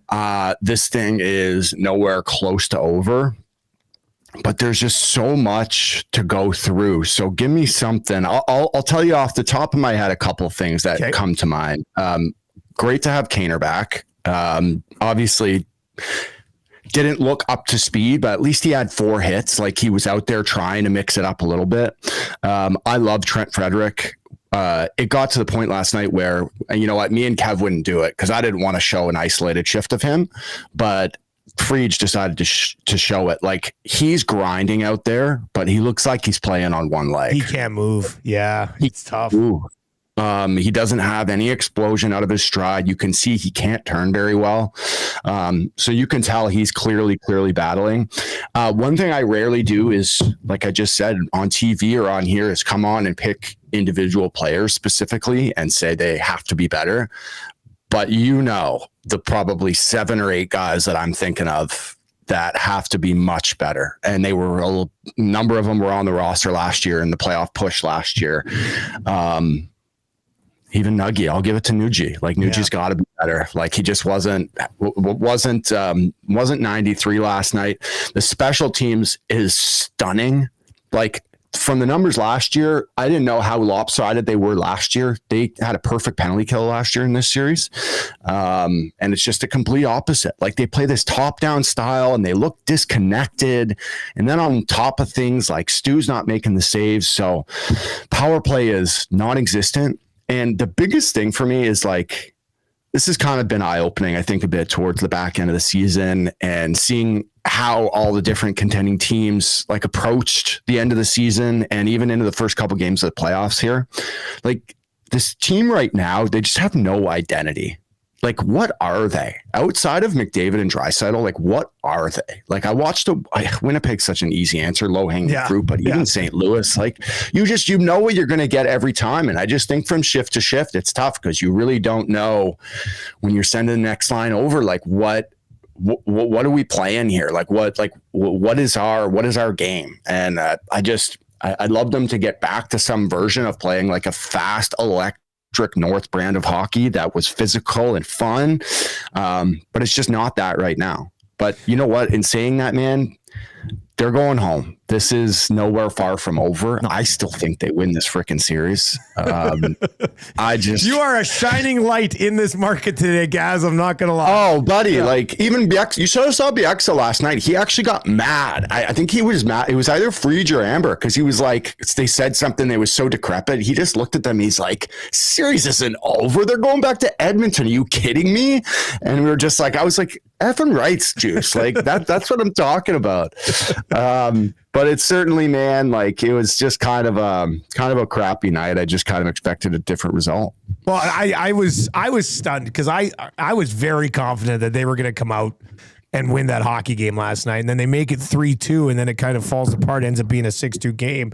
And you are right. I mean, I said it this morning. They're not done. They're coming home. They didn't lose 2 at home and have to go on the road. They lost 2 at home, or they lost 2 on the road against a very good home team. And they're coming home against a team that they come home against the Kings team that won 17 of their 41 road games this year. So, I mean, the Kings are a sub 500 team on the road, and they're amazing at home. I don't really understand that, but the problem here is that you mentioned the special teams, and if that doesn't get figured out, you could play these games on the moon, and they're not going to win them. How does a penalty kill? And the personnel, I get it. There's no Ekholm and stuff, but last year in the entire Stanley Cup playoffs, which went to Game 7 of the final, they allowed 4 power play goals. They've allowed 5 in 2 games. Is it this 5-forward unit, Gaz, that has them discombobulated? Or how do you see that breaking down to be such a major issue early in the playoffs? Yeah, this isn't personnel anymore. This is straight systems. This is locking those 6 or 7, at least forwards, whoever the DR that are going to play in a room when they get home, and something changes. Like, they got to run through something on the ice, especially with this 5-forward set. That changes things. Because like I said, it's just so out of whack right now. It's just all over the place. That is definitely, I know the Ekholm thing, but like, you have to make it work with whoever you have here, but they certainly have to change something, because nothing changes if nothing changes. The only thing Knoblauch changed specifically that I've seen is that he loved to come back the last 15 to 25 seconds with McDavid Draisaitl, so that he lines that up against, a tired PK towards the end, try to get some offense. What he started doing is throwing McDavid out to kill, which he hasn't done in a while. So he had McDavid out there second over the boards with Nuge last night. He's like, let's try to pick these guys in a 5-forward set, no defenseman out there. Let's try to maybe have Connor hang around a little bit and try to spark some offense. Didn't work. So it's like back to the drawing board now. Luke, you did mention in your opening there, one of the points was Stuart Skinner and goaltending overall. I mean, we were at the bar last night. I think we kind of talked, maybe that second intermission was a time to kind of, save face and bring in Pickard. Skinner's smiling, kind of doing a bit of a dance. They're chanting his name. Then he gets yanked at a kind of a weird time in the game. Just your thoughts on that whole episode and this position specifically moving forward into Game 3. So, I mean, obviously I'm not a coach. I'm with you guys in the sense that I'm yelling at the TV most of the game anyway. And I think he should have taken him out at 3-0. Yes. Thank you. That's what I said. If you're looking for a spark, do it then. So me and Kev were sitting there. I always refer to conversations with me and Kev because I think he's such a smart guy. He sees the game so well, and he has a ton of experience through this process. So when he says something, I listen. And as soon as the third one went in, he goes, get him out of there. And same thing, Derek Lalonde. I go, what about you, Newsy? He goes, listen, you need a spark. If that's what it's going to take, get him out of there. So I didn't love him leaving him back in, but they score to get that spark. That's cool. All good. The 3-2 goal was the killer. I think I read, you might have tweeted something about it, the Arvidsson misbobble. So Knoblauch talked about this post, right? It's like special teams, but he goes, it's mistakes. Like we're making mistakes. That's a mistake from a veteran NHL player that you rarely see. But in saying that, and I'm not picking on Stu, but make a save there. Just like for your team, like those are saves where, yeah, that's a sick shot from Kempe, but just like every now and then you need some big saves from your goaltender that maybe you're not expecting him to make. So I think, stuff like that. But then you take him out in the third, and that's the first question I go, Newsy, so who's starting Game 3? He goes, oh, this is absolutely Pickard is coming home to start. He's getting his touches now for the last bit of the game. I was just like, all right, well, I guess this is where we're going. So Pick did it last year in Vancouver. I guess that's the same thing that Knoblauch wants to do. I just didn't know it was going to happen so fast. Quick. I mean, we did say we'll probably see both goalies in the playoffs. You just didn't think by Game 3 they'd both have a start. Now, with that being said, at the other end, I mean, last night it was a cruise control evening for Darcy Kemper. Like, they did not make that difficult. Like, they didn't make hard on him at all. I think he made a couple along the way, but what I'm talking about with identity is like drive the net, have some some bodies there, 2 or 3 guys all the time. Everything was on the outside. I think I've heard this conversation a couple times now. All LA wants to do is sit in the middle of the ice and keep it to the outside. Even when they buzz and get offensive zone time, you'll see it's all perimeter, right? Like nothing really comes through the middle. Like start breaking that down. Start breaking that down and getting guys going to the net. That's my only like concern or coaching angle is like, is that as simple? Figure this out. The guys who don't have the puck get to the net and the guy who has it just gets it on net. Is it as simple as that? 100%. Okay. Yeah, 100%. Because you stand on the guys are standing on the yellow or they're standing far ice to try to get rims and it's going rim to rim. Yes. Let's play more of a power play system where you have almost like a bumper guy in the middle as your F3. Just something creative. You have a really good coaching staff of guys there that knows how to score goals and create some offense. So I would be having a long chat today, tomorrow about PK and offensive zone movement generating something. You did mention, and I know you said you don't like to single guys out, but you did mention Ryan Nugent-Hopkins, and we were discussing it this morning. They did go McDavid and Draisaitl together in game 2. And it did lead to a loss.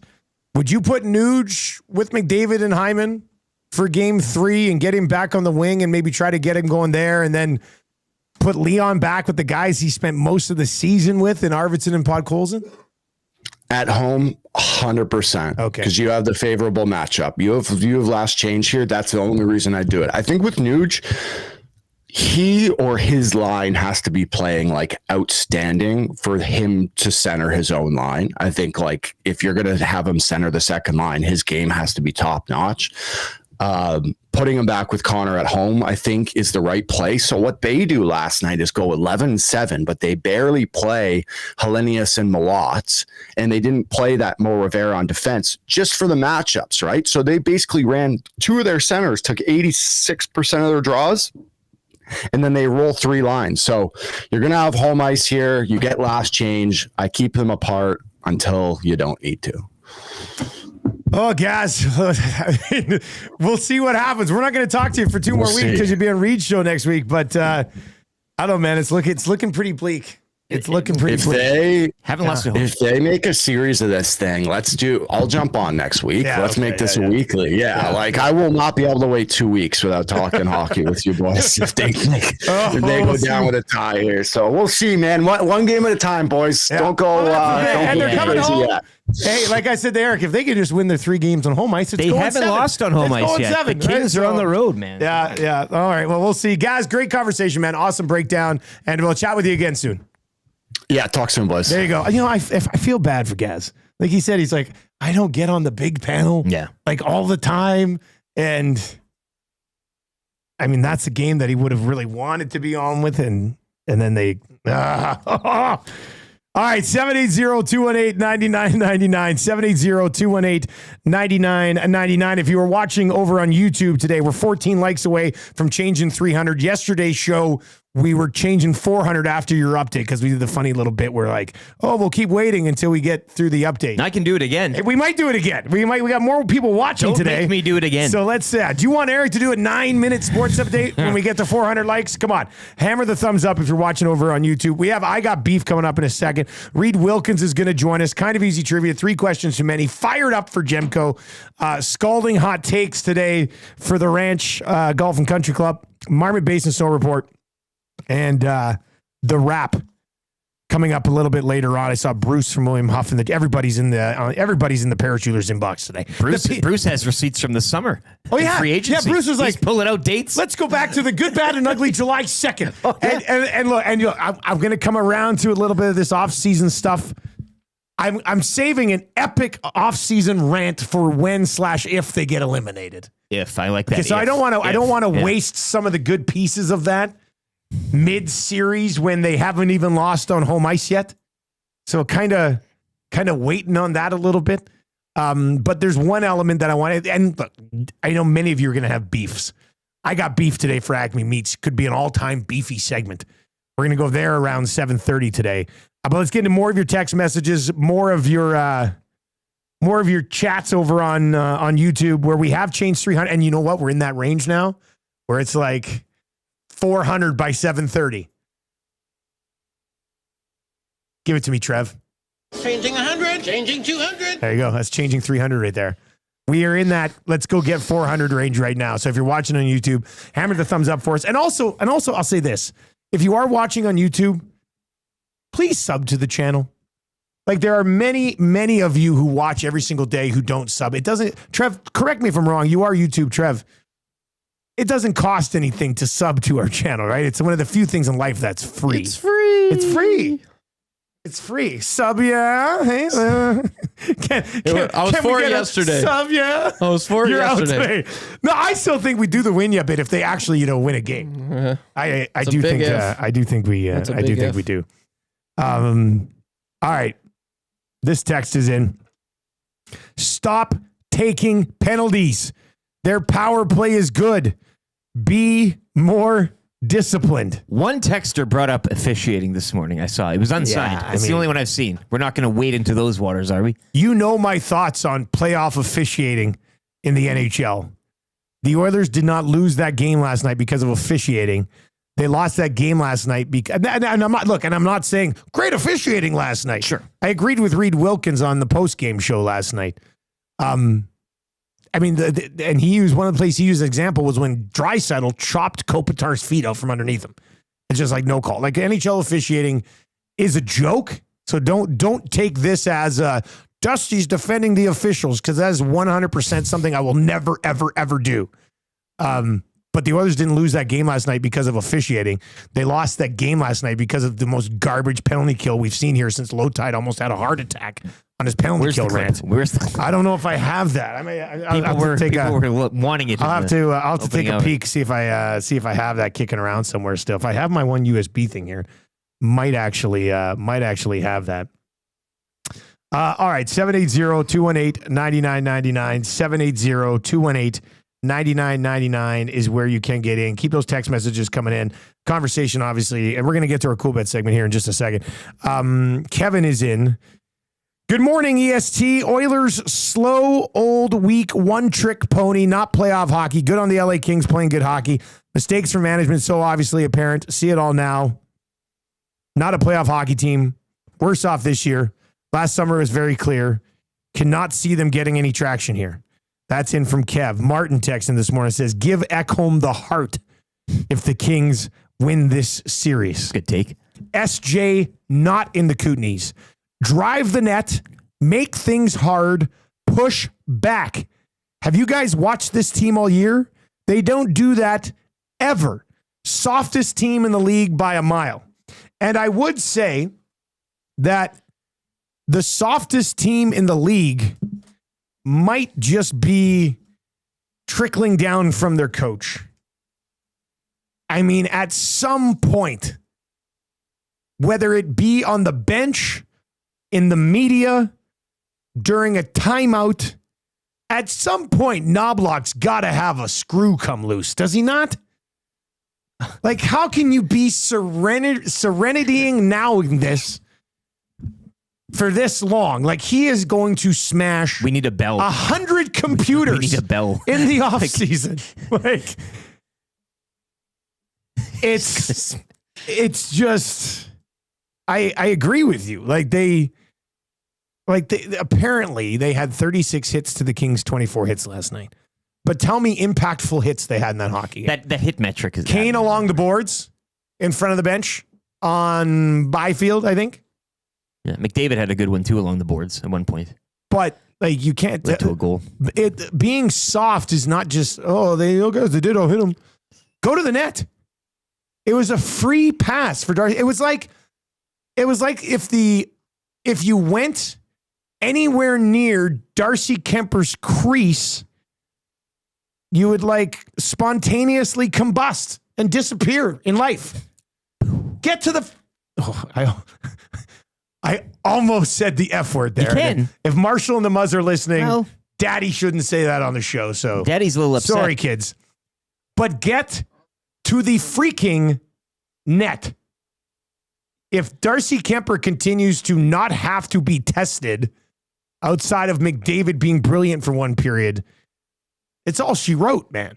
Even if they come home and the Kings aren't great on the road, like it is way too easy for Darcy Kemper in this series right now. And the one period where you somewhat made it hard on him, you scored 5 goals in 20 minutes. I'm running out of things to rage about now. I feel like we've checked a lot of those boxes. Time for the NFL draft. Yeah, well, you know what? Tonight, the NFL draft will be on. I am also looking forward to some NBA action tonight. And you got your arm on I got my arm on this is an inner case of SP game used cards that was released yesterday at Wayne's. Our partners at Wayne's will be doing a Crack Pack segment tomorrow. There's 10 boxes in here. I've posted this case on Facebook this morning for the Crack Pack, and we are filling up a break. And tonight, we'll be talking some NFL draft, we'll be talking some Oilers, and we'll be cracking some brand new product. This stuff just came out yesterday. And we got 9 spots. We got 7 spots already filled in this break. There's like 25 left if you want to hop in. I know many of you watching are members of the Crack Pack already, but I'm looking for, I get very excited when we have inner cases like this, because usually I'll do like mixes of boxes, but this is a beauty right here. This is a valuable box of sports cards right here. And we're going to be getting into this tonight. And you brought it in. I just want to open it up and crack it all. And if I did, Tammy would kill me, because that's not a cheap. You love the temptation. It's not a cheap box of. I do love the Temptations, and I like the Temptations. What's one of their songs? Oh, the group. Yeah, the Motown. My boyfriend's back and I'm gonna be in trouble. Yeah, is that the Temptations? Yeah. Hey, can I get a? Yeah. I think they also did that closer, one step closer to the edge tune. Oh, yeah. I think that's they did that was actually the original. Yes, exactly. The Temptations. Yeah, Pop Roach covered it. I'm one step closer to the edge, and I'm about to break. All right, we are 49 likes away from 400. It's happening. Hammer the thumbs up for us if you're watching over on YouTube today. Let's dive into our Cool Bet Canada hotline of the day. The parlay misses again last night. Yada, yada, yada, because the Oilers can't win. NHL action tonight. Bouchard, pointless. The Sens are favored at home. We're still banging. As I said, a team, the most bullish on a team down 2-0 here. Like, it's still like got them right where they want them. Florida, who rolled in game 1, plus 106 dogs tonight. We got a juicy lock shop today. But you know where I'm going tonight? I don't care where the Thunder play the Grizzlies. You can get the Thunder at minus 9.5. I know it's a road game, but the Thunder they've had their way so far with the Memphis Grizzlies. Well, you said it should be over. A return. The game one should have been. Like, you win by 50. It's done. In game 1, series over. Yeah. Congratulations. Yeah. You move on to the second round at least. I think I like the OKC Thunder tonight, minus 9.5 on the road against the Grizz. I also would have some time. Man, there's 500 different markets for this Nuggets Clipper game. I want to see the Kawhi Leonard number.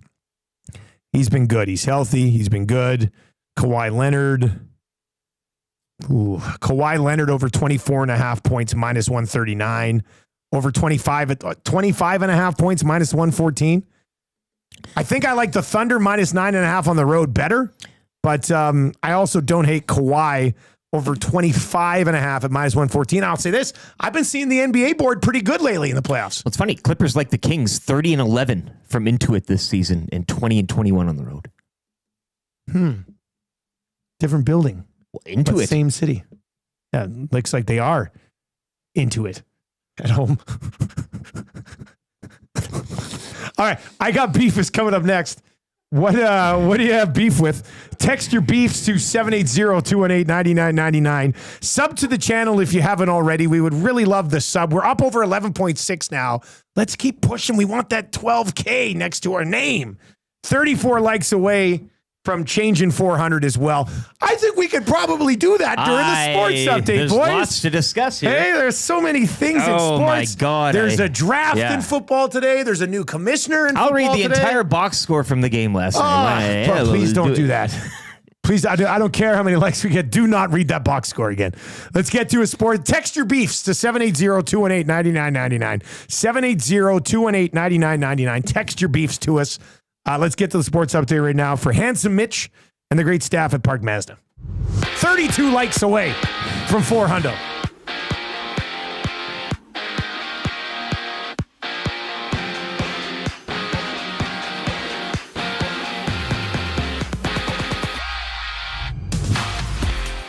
LA Kings taking game 2, 6-2 over the Oilers as Edmonton will return home down 2-0. Kings special teams again, 3 for 5 with the man advantage. Oilers going 0 for 3 on the power play. Stuart Skinner also pulled in the third after stopping 23 of 28 faced. Game 3 tomorrow night back here in Edmonton. Other action last night, Logan Thompson, 25 saves as the Caps take game 2 over the Habs, 3-1. 27 away from 400. Hammer the thumbs up for this guy. 2-0 series lead now for Washington. Also last night, Tyler Seguin scoring at 5:31 of overtime. Stars take game 3, 2-1 over the Avs to take a 2-1 series lead. Action tonight, Battle of Florida, Panthers Lightning from Tampa with Florida holding a 1-0 series lead. Ottawa hosts Toronto with the Sens down 2-0. Vegas visiting Minnesota, that series even at a game.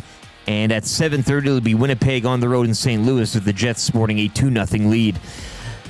Jaylen Brown, 36 points and 10 rebounds. Celtics 109-100 over the Magic. Boston lead that series 2-0. Also, Cleveland now up 2-0 following a 121-112 victory over the Heat. Rockets, meanwhile, they even their series with the Warriors at 1 with a 109-94 victory. Pistons at home to the Knicks tonight. OKC on the road in Memphis, and the Clippers hosting the Nuggets. Jays, Bats, bone dry as they get swept down in Houston, falling 3-1 to the Astros yesterday. Just 2 runs for the Jays over that 3-game set. They're back on the diamond tomorrow when they open a 3-game series on the road against the Yankees. First round action in the NFL draft tonight at 6. Tennessee Titans 15 likes away. Let's go. Hammer that thumbs up. Tennessee Titans hold the first overall pick. I will go over the rest of round 1 right now. Titans at number 1. They're expected to select Miami quarterback Cam Ward with that pick. And sticking with football, the Canadian Football League will hold a press conference later this morning at 8 when it's expected Stuart Johnson will be named the league's 15th commissioner. And sticking with football, of the English variety, Jamie Vardy is leaving Leicester City following its relegation from the Premier League, ending the striker's prolific 13 stay at a team he famously helped win the English title in 2016 at preseason odds of, get this, Dusty, 5,000 to 1. You guys, 5 legs away. We just had The a Jamie Vardy 38-year-old update. former Please, England hammer the international thumbs will up. depart at the end of the season, Leicester Please. said yesterday in a statement in which the club described Vardy as its greatest ever player. The announcement came 2 days after Vardy took to social media to express his anger and sadness at a season that he called total embarrassment, with Leicester having been consigned to relegation with 5 matches left to play. We're there. Get to Sports Update brought to you by the great staff at Park Mazda and dealer principal Mitch Lewicki, where he really hopes the hot takes judge brings his A game today. Hi there. If you're like me, you like to picture yourself in luxury, even though there's absolutely no way you could afford it. And if you can, well, even better. Thankfully, I picture myself in something that is luxury, but still absolutely affordable, like the all-new Mazda CX-90 from Park Mazda. With the new luxury features like facial recognition settings and quilted detail Napa leather seating, I can pretend to be comfortable with all of my proper settings activated without even touching a button, thanks to Mitch Lewicki and the great staff at Park Mazda. I like to picture Mitch Lewicki as a figure skater. He wears like a white outfit and he does interpretive ice dances to my life's journey. Park Mazda, your dealer for life in Sherwood Park off Y Road, parkmazda.ca.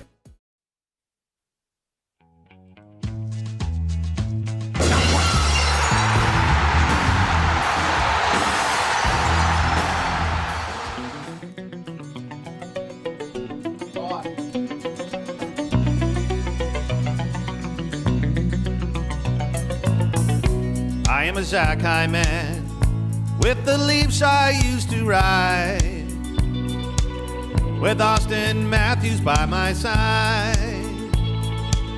I scored a couple and I had a little fun. Signed with the Oilers in July of 21. The Leafs let me walk because they thought I had no soul. Now I'm over 50 goals. I am the dangler from way across the other side, where Beamers and Audis are supplied. 3rd overall in the draft 2014. Got a one-timer like the game has never seen. Bottom of the circle is the place where I get set. It's going in the net. I'm Nugent Hopkins. I was born in 93. All the way from Burnaby. Played some junior for Red Deer and had a ball. Signed with the Oilers when I went first overall. My two-way game, they said, is totally complete. The best in the league. The best in the league. The league, the league, the league.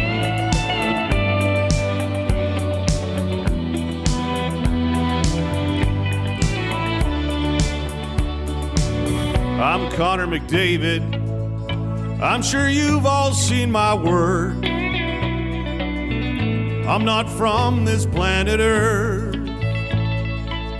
I'm deadly serious when I'm telling you what's up. My soul, it will not rest until we hoist the cup. Do what it takes through all the struggle and the pain, till just the oil remains. And we're gonna win again and again and Oh, 7:38. Somebody play that in the dressing room. I mean, that's got to get you fired up. Nielson Show songs Reid, brought to you by Togo. Boombox. And he just... Where's Dallas from Nelson? I mean, maybe a song is what saves the day right now. He's biding his time. Biggest time nasty adjusting the lyrics. They say my two-way game is totally complete. They say my two-way game is totally obsolete. And as Abuski says, oh, that brutal nude verse just hurts now. Yeah. Ah, it's big into. It's an overripe banana. Yeah. Okay, let's get to your text. It's I Got Beef. It's time for I Got Beef. If you're watching on YouTube, well job, Eric, on the update. Pushed us all the way up. We're at 441. Hey, yeah. 59 likes away from changing 500. So hammer the thumbs up for your soccer boys. talk would get people. That's a threat. Hey, we don't pull out the heavy guns too much. As soon as you got to Jamie Vardy, I was like signing up for burner accounts. That is an easy way to hit 1,000 likes every day. Oh. You start the show at 6 o'clock talking soccer until we get there. I got more where that came from. I tell you, if you will, don't make me. You know what? Tomorrow's show or today's show is obviously a lot of reaction to just a garbage game last night. Tomorrow's show will be straight fire on a Friday. We'll be loving life. Beer of the week. Beer of the week. Got to have game 3 at home. It's setting the stage for, I might write an AI song tonight. And it's going to be just, there's a lot to get to. It's going to be hot tomorrow. Is it going to be warm? Like weather-wise? You guys check out that tip. I might wear You'll be in shorts again. Are you serious? We should all wear shorts tomorrow. Want to wear shorts? You want Yeah. Let's do it then. Let's wear shorts tomorrow. Gager made fun of my legs the last time I wore shorts, but I'll still wear shorts. What if I wear big camo sweatpants shorts? Will Tommy Gazzola hate me? I'll make fun of you. 19 degrees tomorrow. 19 degrees tomorrow. You know what that is? That's getting back into series weather. Oh, that's almost in your wheelhouse. Don't tease me. That's almost in my wheelhouse. Edging the wheelhouse. Don't All right, tease me. let's get to I Got Beef for Acme Meats. Eat fresh, eat local, eat Acme. Check them out. 9570 76th Ave. They've been serving Edmonton beef, various meats, and cold cuts for over 100 years. I want to get to this text from Mark in the park, then we'll get to our beefs and some other beefs that have trickled in. Boys, we have a group chat last night where everyone said we wanted Fogle back and we were sorry. My brother pulled up receipts showing how we said good riddance to Fogle and welcomed Arvidsson. It was followed by that interstellar gif of Matthew McConaughey screaming, no, Murph. You know that one? I love Interstellar. I watch that movie all the time. That's a great film, yeah. And then Mark says, we're sorry, Warren. Yep. I said tomorrow for game 3, 19 and sunny. Game 4's forecast for Sunday, rain and 9. Can you imagine if that's a sweep day? I shouldn't even watch have said it. You watch it. Put the wig back on. Don't make me put on the wig lady's wig again, which I was wearing for about 20 minutes at the top of the show today, and it actually feels really nice. And you have to wear it backwards again when you do put it on. Did I put it on backwards? Well, either it doesn't matter, but it looked. So Josh Clausen texts us on the weather because he's a weather guy, and also resident Streetniks fan as well. Warm tomorrow, but gusty all day. Still shorts weather, but beware of that wind. Clausen, thanks for the heads up. This is the exact reason I have tearaways. I'll wear my pants in, and I'll tear them away. And they're not like you just rip them. Like they're just I'm cutting them down the side with scissors.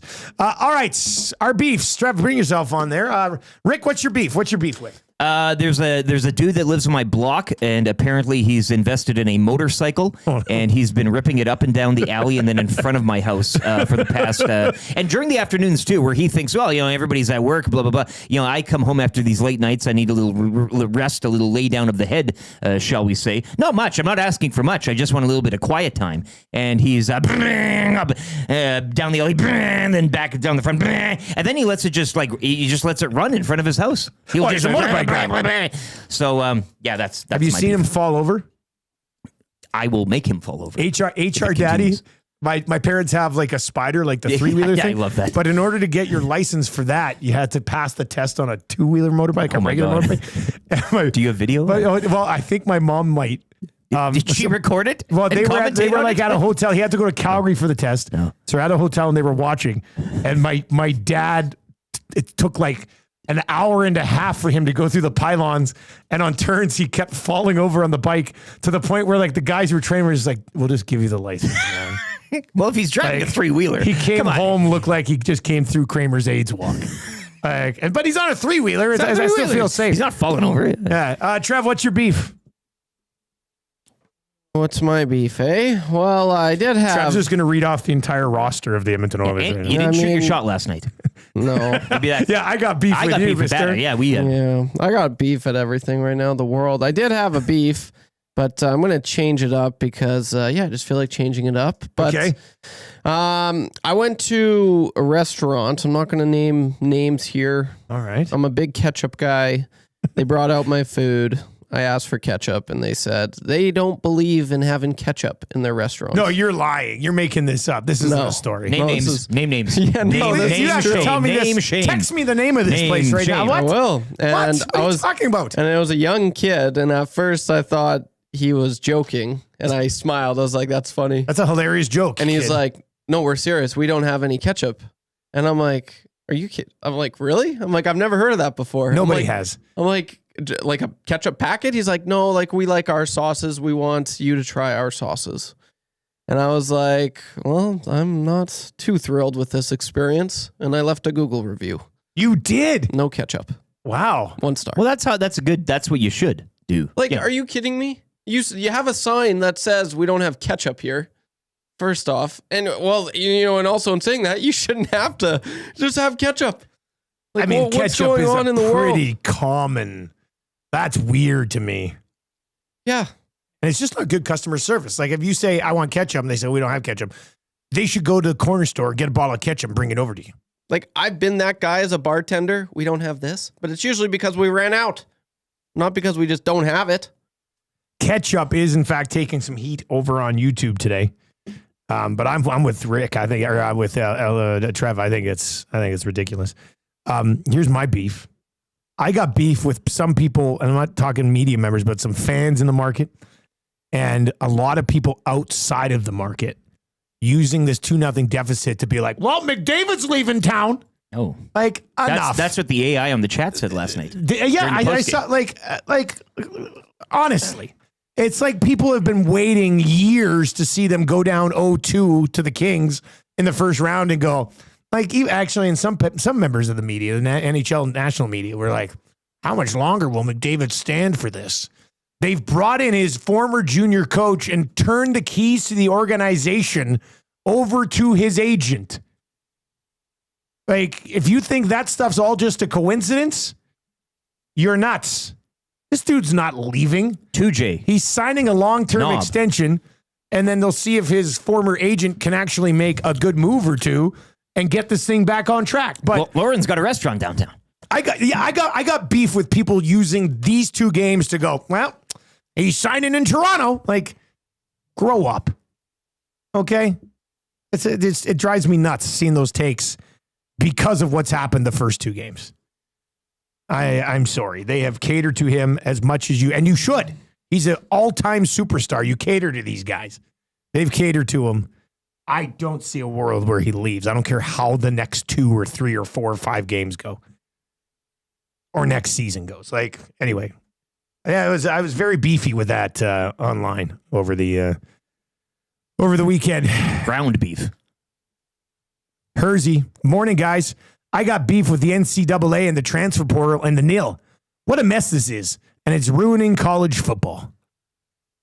I like that. Of all the beefs you can have today, I like that one going in there. Sliding in. All right, 780-218-9999. Propane Pimp says, ketchup is gross. I want the name so I can go to this restaurant. All right. We have Reid Wilkins. He's waiting. He was great on the postgame show last night with Reid, brought to you by the Garrison Golf and Curling Club. And he's going to join us on the show this morning as well. And I think he's on the Hangout today. Get out of here. I think we're getting a Reid Wilkins Hangout appearance. Let's find out. Let's ask the OT hours here. Let's ask the man himself. Reid Wilkins, are you on the Hangout today too?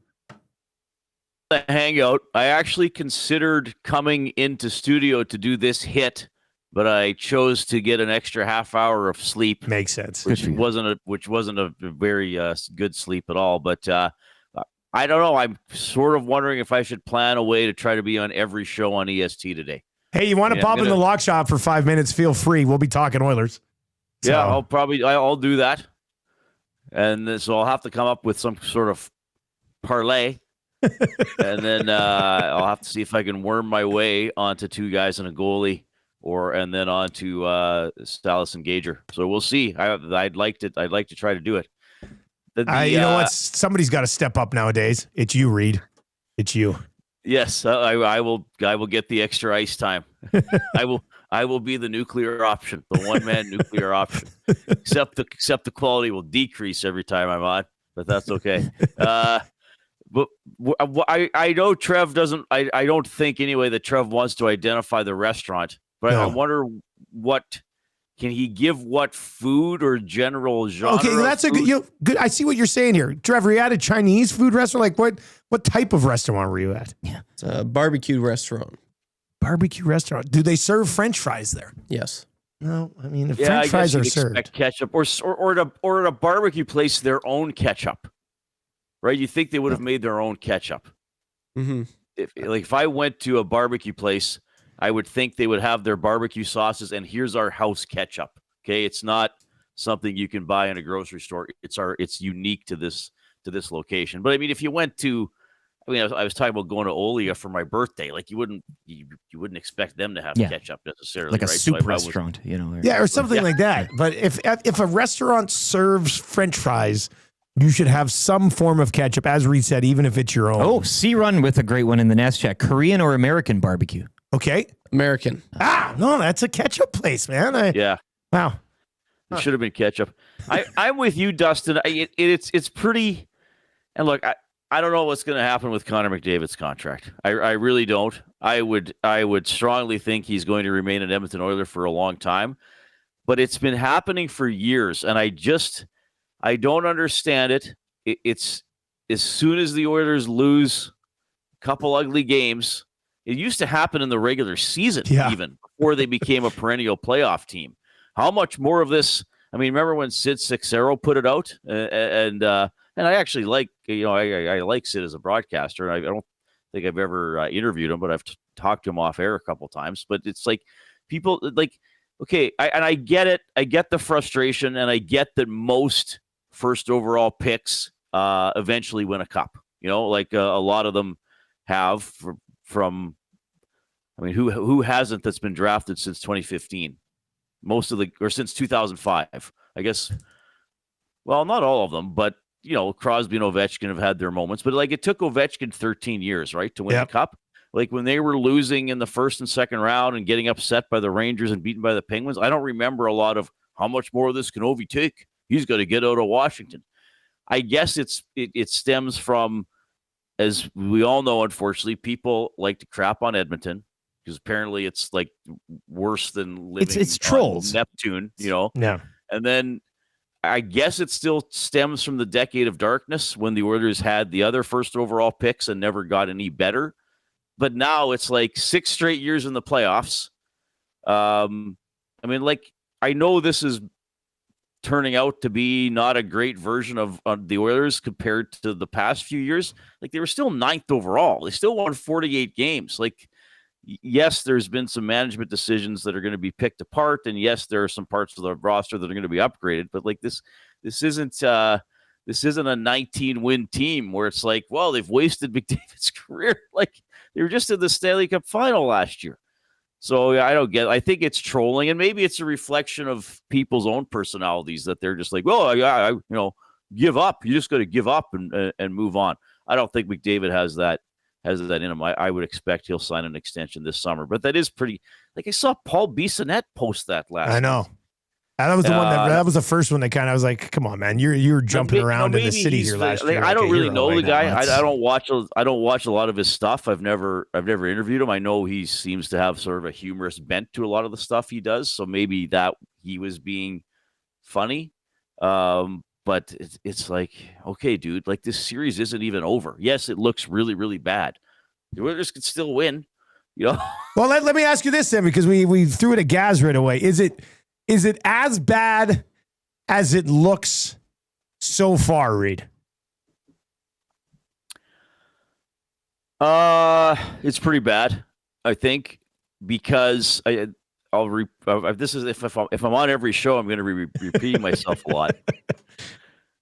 Like, there's not a single element of hockey that you would say the Oilers were better than the Kings at. Whether you just want to go as simple as offense, defense, or whether you want to break it down, power play, penalty kill, forechecking, like, there wouldn't be a single thing that you would give the Oilers a check mark in. So that's pretty concerning, because they don't just have to turn around a couple areas of their game. They have to turn around almost all areas of their game. The being down 3-0 to Florida was obviously pretty dire and looked bleak, but they'd outplayed Florida in game 1, and Bobrovsky played well. They'd played pretty good in game 3, and remember, lost in that 6 or 7 minute stretch when Florida got 3 goals. So there were reasons they were down 3-0 to Florida, but they were steps that could be taken. I mean, there's some pretty big steps that need to be taken here. And again, I heard the Nuge text that somebody posted or in the nasty chat, but there are numerous players that are borderline invisible. It's not, one line is missing or one deep pairing is struggling. Like, there's nothing from the middle 6 forwards. I mean, really, guys, I know Draisaitl has 2 goals. Is he playing great? He's not playing at peak Draisaitl from the regular season this year, I would say. Yeah. So I and then there's the whole question, are some guys still banged up? Were they more injured than we thought down the stretch? I mean, even Hyman missing some games.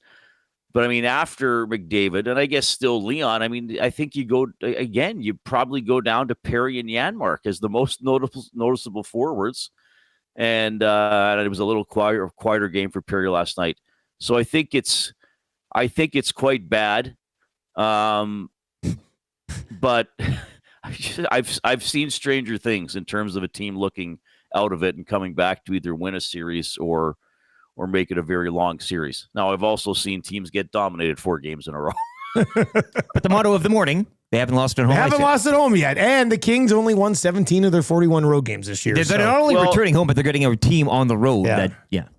Well, that's the thing. I mean, hopefully the Oilers get some energy from being at home. Obviously, some energy from Rogers Place. We know that once fans step in that building, even if they're the people posting the most negative stuff in the nasty chat and texting us, once you step into that building, you believe you're a member of the team and that your cheering can help, can be worth a goal or something, right? So we know the crowd is going to be energized.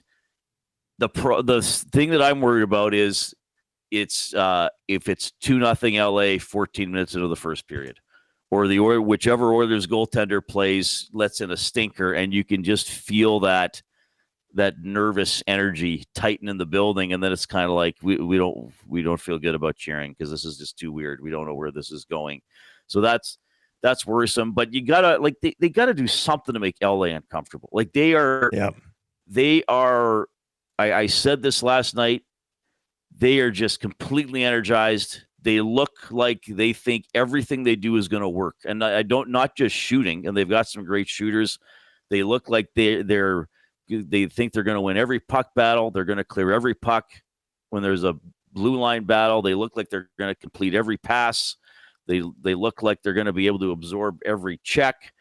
I mean, you see how they're flying around celebrating goals. I said on the show last night, I'm not a fan of a kid with the resume of Brant Clark acting like that when he scores a 1-0 goal in the first period, but that's the energy that they have, and the Oilers have to do something to make them feel like they're under stress. Like they just look like they are waiting for something good to happen and then just exploding when it happens, and that's a little concerning because the Oilers aren't matching that energy or doing anything to slow it down. Well, it has to start at the front of the net, right? Like Kemper might not have broken a sweat last night. Like that was just they don't make life difficult for him. It's too much perimeter stuff. I can't even think of a time last night where after a whistle an Oiler got a stick in around the crease on Kemper. Like it just didn't happen. It was if that's the guy, if that's how you're going to play, Darcy Kemper can be a good goalie because you're not making life difficult for him. I thought that might have been, and there's a lot of disappointing elements from last night's game, but that's just a willingness and an effort thing. Get to the net, Reid. Why is that not happening? Yeah. Well, okay, here's why I think. One of the reasons. The Los Angeles Kings, so there's a lot of talk about this beating a team 4 years in a row. The effect that this has had, that has had on the series isn't all the stuff that's just like, oh, well, it's just hard to do or it's law of averages. The effect that has had on the series was that the Los Angeles Kings built their team to beat the Edmonton Oilers. I think they probably had their offseason meetings and said, okay, look, we might be the last 3 years in the league, like we might have been the second best team in the league if they believe the Oilers are the best. But if you're playing that team in the playoffs all the time, you're not going to go deep. So I really think that they said, okay, if we build a team that can beat Edmonton, that just went to the Stanley Cup final, we're probably going to build a pretty good team that can maybe beat anybody. So I stand by the fact that I do not think Kemper is a great goalie. I think he had great stats. I don't think he's a great goalie. I think he's a good goalie. Don't get me wrong. I'm not saying he's not a number one or isn't very good, but he hasn't been tested. So what did they do over the last couple of years? They got Gavrikov. They got Edmondson. They signed Fogle from here, who has some speed and some size. They got players who are big and fast and clearly are buying into what Hiller is selling, and they are owning the middle of the ice in the neutral zone and in front of both nets. And so then to get back to your point, Dustin, that's why the Oilers don't have any presence in front of Kemper, because it takes them a long, difficult time to get through the neutral zone. So then you're a step behind trying to get to the net, and then your shots are coming from the perimeter and you're getting boxed out trying to get to rebound. So I really think that's what LA looked at. They said, we got to beat the Oilers and we got to slow down McDavid. And even though McDavid has 5 or 6 points in the series, like even he's been ridden, like he's had guys on him. Like they've shown the clips on TV, how they're picking him up through the neutral zone. What the Kings are doing on the penalty kill is stunning. Like usually chasing Connor McDavid and trying to pressure him is the stupidest thing you could ever do, because McDavid will stick handle around you and then it's a 5-on-3, but they have the speed and the size right now to do it. I do think the Oilers can figure some of those things out, but like I said, they pretty much have to improve in absolutely every area of the game to get back into this series. Very likely going to Pickard for game 3. Does it matter with the way they're playing in front of these goalies right now? Probably not much. And that's the sad part. I mean, they're giving up way too many chances and they're turning the puck over way too much. I mean, it's like LA is good. LA can create their own things. The power play is on fire. And then you have the Oilers doing things like guys flying the zone and Nurse getting on the wrong side of the puck and Bouchard mannequin defending, on I think the second goal, I guess. And then you have the Arvidsson whiff and, back to the turnovers in game one. So, I mean, I think an outstanding goaltending performance by a goaltender last night, the Oilers probably still lose 3-2. Or be like, maybe they get it into overtime if you assume that they still would have got their 2 goals. So they do need better goaltending from whoever it is. And but they also need to take some of the stress off that goaltender. Reid, before we let you go, Reid Wilkins show today from 3 until 6. You will have the commissioner of the Canadian Football League on. Anything else planned for the show? Well, thanks to you, Dustin. I look forward to that conversation. With you need to ask him about season-long fantasy for Eric and I. It's got to be the first.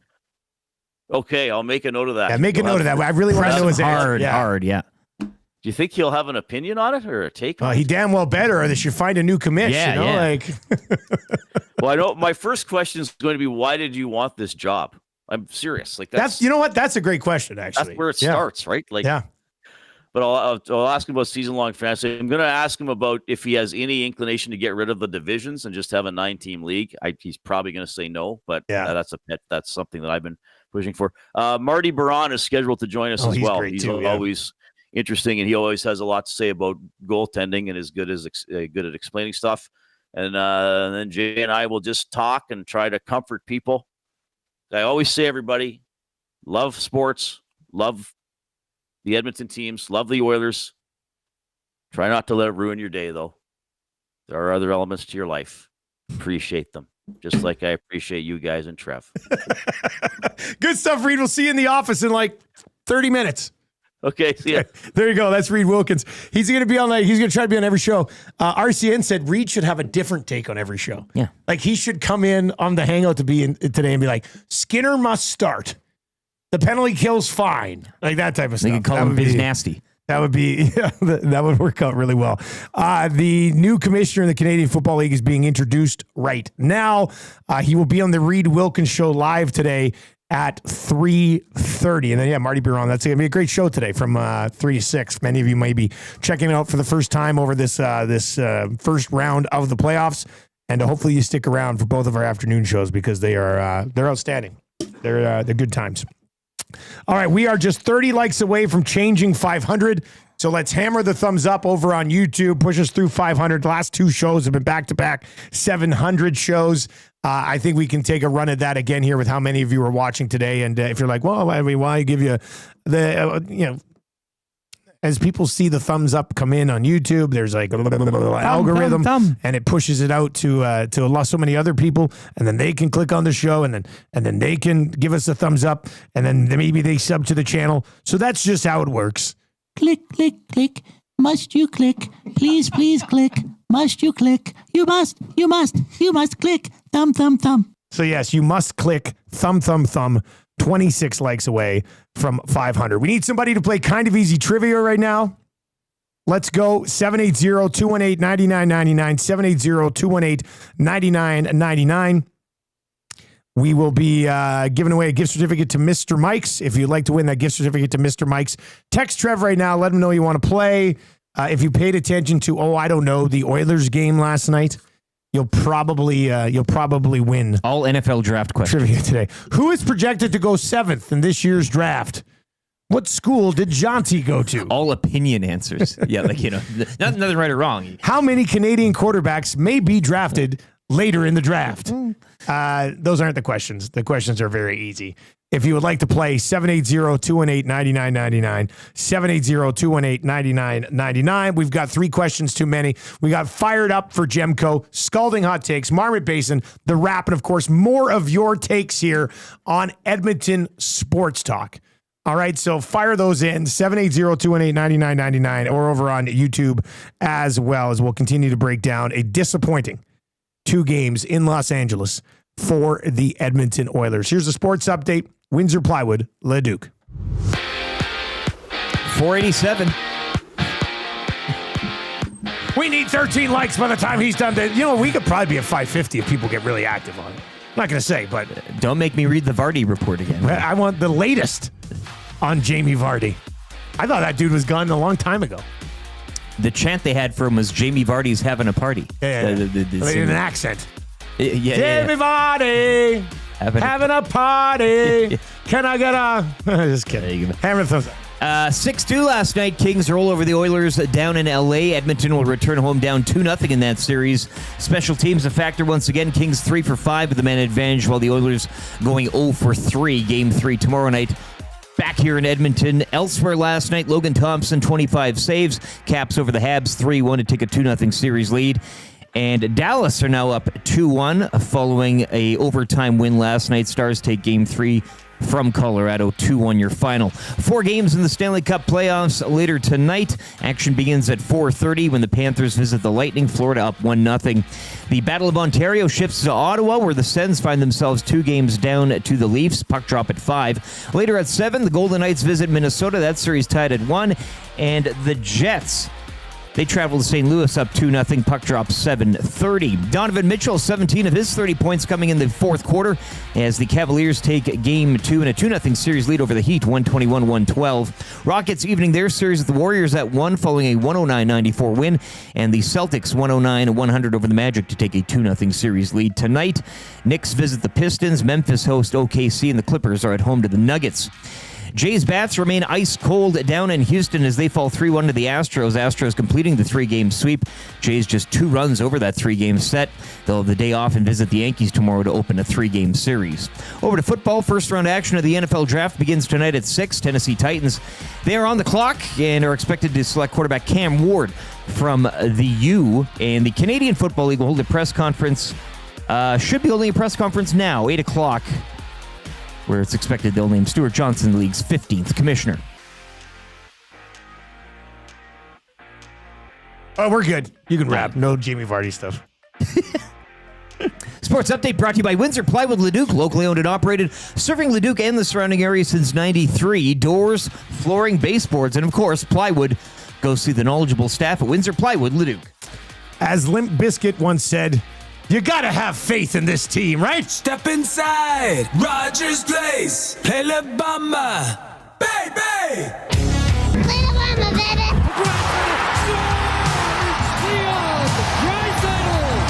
But we're a dangerous team when we're rolling, and we're healthy, and we are healthy.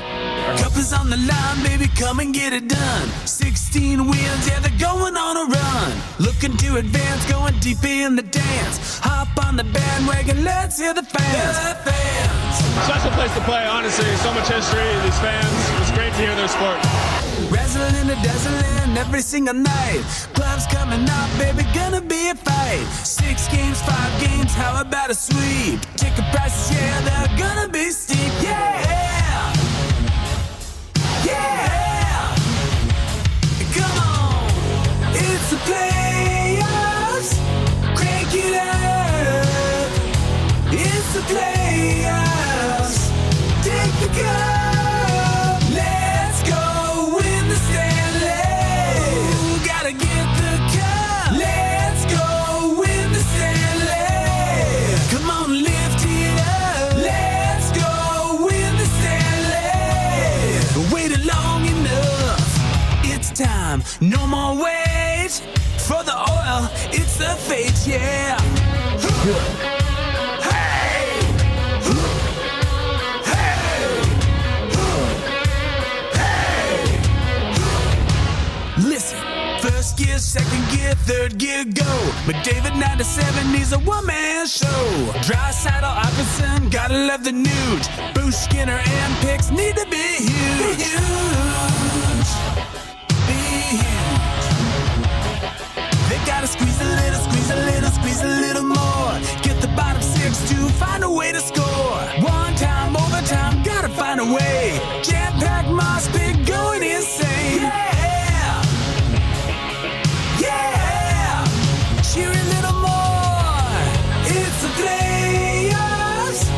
Crank it up. It's the playoffs. Take the cup. Let's go win the Stanley.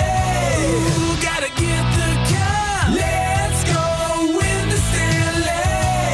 Come on, lift it up. Let's go win the Stanley. Waited long enough. Woo! Woo! They're only down 2-0. coming home against a bad road team in Los Angeles. Ooh, hey, how about this? High quality pom-poms from William Huff. God, are Not they a ever. single string has fallen off, and we've been pom-pomming the hell out of these things. So that's nice to know. Yeah. Well, except for that one. I mean, Yeah, there's well, 2 strings that fell off. well, But yeah. with how many strings there are on there, We've been pumping them though. That's the percentage is pretty impressive. I will say that. The Nielson Show brought to you by South Fort Chevrolet. Drive a little, save a lot at South Fort Chev. Treat yourself to a new vehicle. Right, you're all down in the dumps. You're like, oh, my life can't get any better because the others are down too. Why don't you go buy a vehicle? Change your own game. Drive a little, save a lot at South Fort Chev. www.southfortchev.com. Save up to $8,000 on 2025 Silverado 1500s or 0% financing. OAC up to 72 months. Somebody said, man, I'm going to really miss this song when they get eliminated on Sunday. I'm running that song back for next year. Like, if they get swept, that's next year's song. Like, there's no way we can just have that song for a week. Though, hey? Like, there's No. nothing. It's not dated. You'll have to dub over Skinner and Pickard probably. Maybe Bush. But outside of that, that song holds up. We can dub. I mean, as I said earlier, maybe perhaps a little Cup Cherry. It is a throwback Thursday. You know what? 8:30. This was a throwback. That was the song that kind of got it going last year. Just saying. If Maybe Dallas that's what from we do. Nelson isn't gonna, we got to pull out all the stops. yeah, gotta. Simple as that. All right, we got 3 questions too many coming up at 780-218-9999 if you want to play. Trev, you got somebody for kind of easy trivia? Yes, I do. All right, we got kind of easy trivia. We got scalding hot takes. So much to get to as we work our way through the third and final hour of our show. Our show will lead into the hangout today, which is going to be awesome. Tommy, Maddie, Reid Wilkins. Hello. That's a dream trio right there. You're going to love that show. From 9 to 11. Myself and Huss from 11 to 12. 2 guys and a goalie today. Will be from 12 until 1. EST afternoons from 1 until 3. And the Reid Wilkins show from 3 until 6. I think today's hangout can be also described as a dream blunt rotation. That's what a lot of people say. What? Like if you're high, well, you're smoking, and those 3 guys, like, wouldn't you? I know your body is a temple, but if you were eating a gummy, no nicotine in this body. No, not the nicotine. Okay, but if enjoying a gummy, if I was to have a those gummy, 3 with Iwanic, Reid, and Gazzola, are you kidding me? Is there anybody better? So would I have the gummy and sit in on the hangout with them, or I have the gummy? And You'd just all watch take the a hangout? bite and pass it around. Oh, so you'd share have a little, the gummy, and you'd take a bite, pass it to Tom. He'd have a bite, and well, he'd probably take your bite, and then pass it around to Reid and Matt, and you guys would all. You should join them in there. The buffet band. You should join them for 20. People love you in the hangout. And you love yourself in the hangout because you're not behind the desk. I just like not being the host. Exactly. Yeah. But with those chairs, like you. When I'm a guest, I get spicy. I think today you could. We could call it Dusty's Read. Ooh. Would somebody like to sponsor Dusty's Read today on the hangout? Fire us an email. All right. 780-218-9999. Some good text that we're going to get to there. We are going to start the hour with a little kind of easy trivia for Mr. Mike's. Gift certificate to Mr. Mike's is up for grabs. Are you ready to stake your claim? I know, look into your eyes the whole time. Head to Mr. Mike's for a 2-course steak dinner for just $39.99. Start with an Emperor Caesar salad or the rustic onion soup, and then enjoy the tender 7-ounce sirloin steak with béarnaise butter and garlic mashed potatoes, loaded with savory toppings. Mr. Mike's, eat locally and enjoy casually. Yeah. And you could probably get ketchup as well. Oh, they got ketchup there. Got ketchup pouring out. This is of an it. amateur hour. They have it on tap. By the way, shout out to Hudson's Gravy, by the way. Hudson's Gravy, they do good job. And you know, I got some beef as well. Hernan came by last night, which is always nice to see him because he's working hard and everything. He ordered that poutine. He did. Did you notice he left like a pound of cheese curds? He didn't eat the cheese curds and the poutine. Why not just get and I look and I'm like, what is it? And he just kind of whatever. I mean, Hernan's in shambles right now anyway. He won't play Tecmo until the regular season begins. Oh, he's a regular. Okay, yeah. All right, Trev, who's playing kind of easy trivia today, buddy? Who do we got? Chris is going to give her a go. All right, Chris is going to give it a go today. Needs to get 3 out of 5 correct. This city needs a dub. It's as simple as that. Chris, are you ready to go? Damn it. Damn it! Chris's phone line is the Oilers penalty kill. Yeah. Man. That's a tough look. That's a tough look. Let's try him again. Maybe it's just suspense. Trev's gonna- He's suspense. That's what it is. Yeah, he's a showman. That's, that's good. He's a showman. Trev is like Arvidsson handling a puck with a 3-2 lead right now. Save it. Don't mind if I do. Don't mind if I do take. You want to come do this? Huh? No, to be honest with you, I don't know how to do it. Yeah, I'm Max Jones. I'm scratched. I can't even get in. Stop. I can't even get in. All right, we are. Let's try to change 600 today. Time I to get know, Chris guys. on. Yeah, we're not bringing That's what Chris he's on the waiting- phone that's until what we he's get waiting for. 82 more thumbs up over on YouTube today. A lot of you watching. No, let's do that. JB sent an interesting text. I'm gonna get to that because my beef was people who are like, McDavid's leaving because of this. And JB with an interesting sort of comparison. So we'll get to that. We do need, actually, no, we're good on questions for 3 questions too many. Scalding Hot Takes is coming up. Fired Up for Gemco will either be before or after Scalding Hot Takes, depending on the timing. Marmot Basin Snow Report and the wrap for William Huff. I don't know why it's not connecting. Might just have to do speaker here. Okay, let's try it. Let's try if we can, let's see if we can get Chris on there. Chris, good morning. Are you there? Oh, I am here. Oh, he's there. Oh, it works okay, actually. All right, Trev's going to start the ticker after read the first question, man. Good luck. You need 3. Here we go. Sounds good. How many goals did the Oilers allow last night? 6. How many goalies played for the Oilers last night? 2. What position does Drew Doughty play? Defense. What sport does Draymond Green play? Basketball. Which league's draft begins tonight? Oh, the NFL. Oh, yes. That is a clutch performance. Hey, Nuge, take note. This is not just a dream, it's a wet dream of orgasmic proportions. Oh, is that dirty? Frustration sets in and the emotion goes out, and then you just start playing by yourself. Oh, is that dirty? You cannot come to my house. No, not today. You cannot come to my house. No, not today.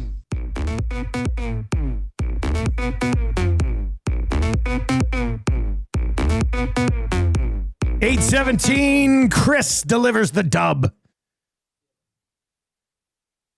Gets himself a gift certificate to Mr. Mike's, where it's absolutely delicious. I was talking about gravy earlier. Mr. Mike's, like, there's not many places where I'll order just fries and gravy. Mr. Mike's is one of them. I think best fries in the city. And the gravy is, as the kids say, it's Enfuego. Might have to fire up maybe a gravy draft for next week, eh? God, you know what? The one silver lining of the Oilers getting eliminated is draft season again for us. Not the Oilers, they don't got picks. But we're talking like our drafts. Quinn Phillips, time to dust you off, lady. Be by your phone. So I was fired up. Maybe I'll save this text actually for fired up. That is what I'll do. JB, I'll save your text for fired up. Okay. We'll get into that. Scalding Hot Takes still to come as well. We might as well get straight into 3 questions too many today.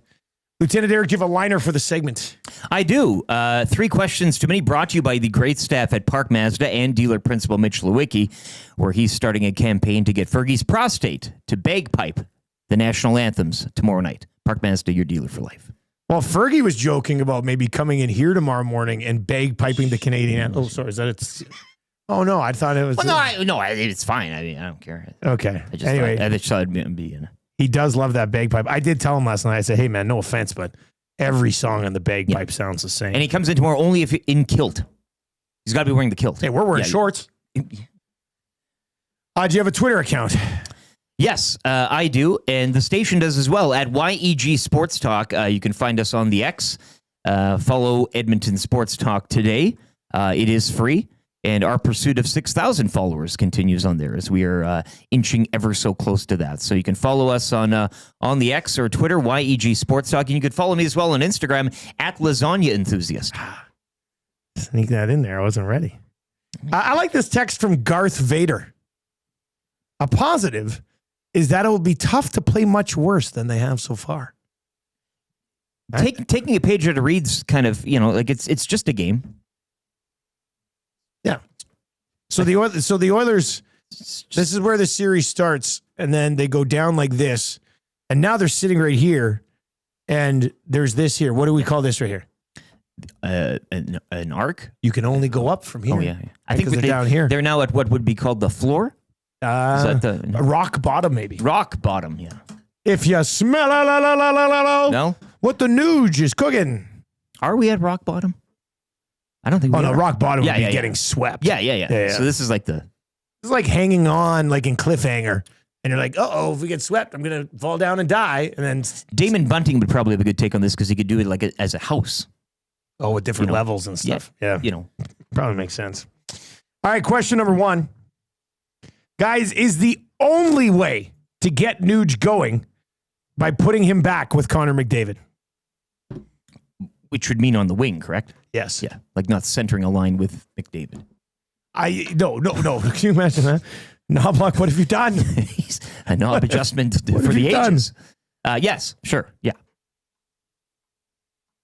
Here's the scary thing. Trev, let me bring you in on this one. Trev, we're trying to keep Trev on track. He's a sad boy He's today. given up already. I know what you're going to ask. He's given up.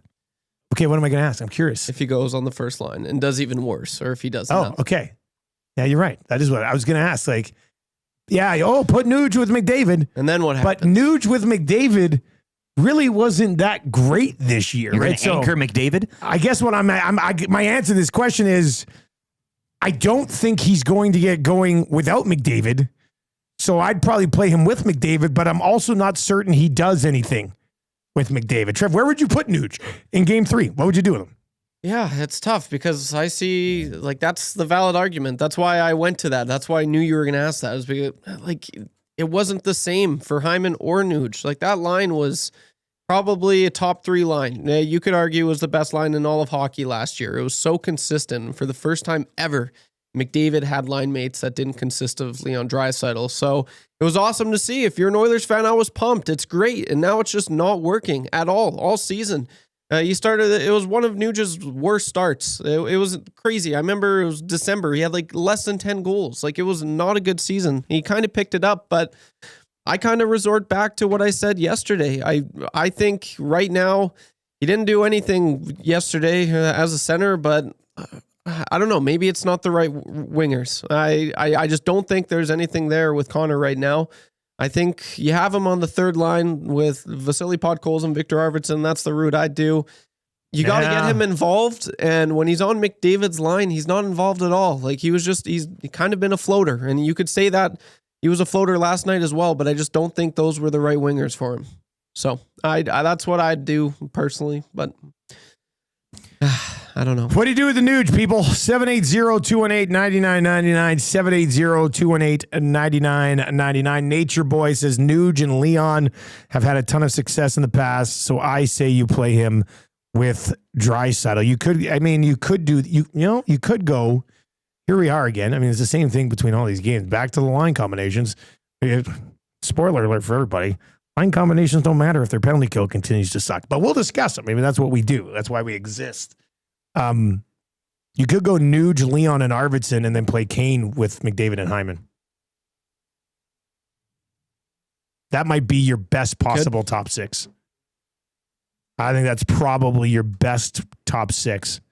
And then I don't know what to do after that, but I think that might be your best top 6. Question number 2. Guys, if Pickard had played the first 2 games of this series, would it at least be split?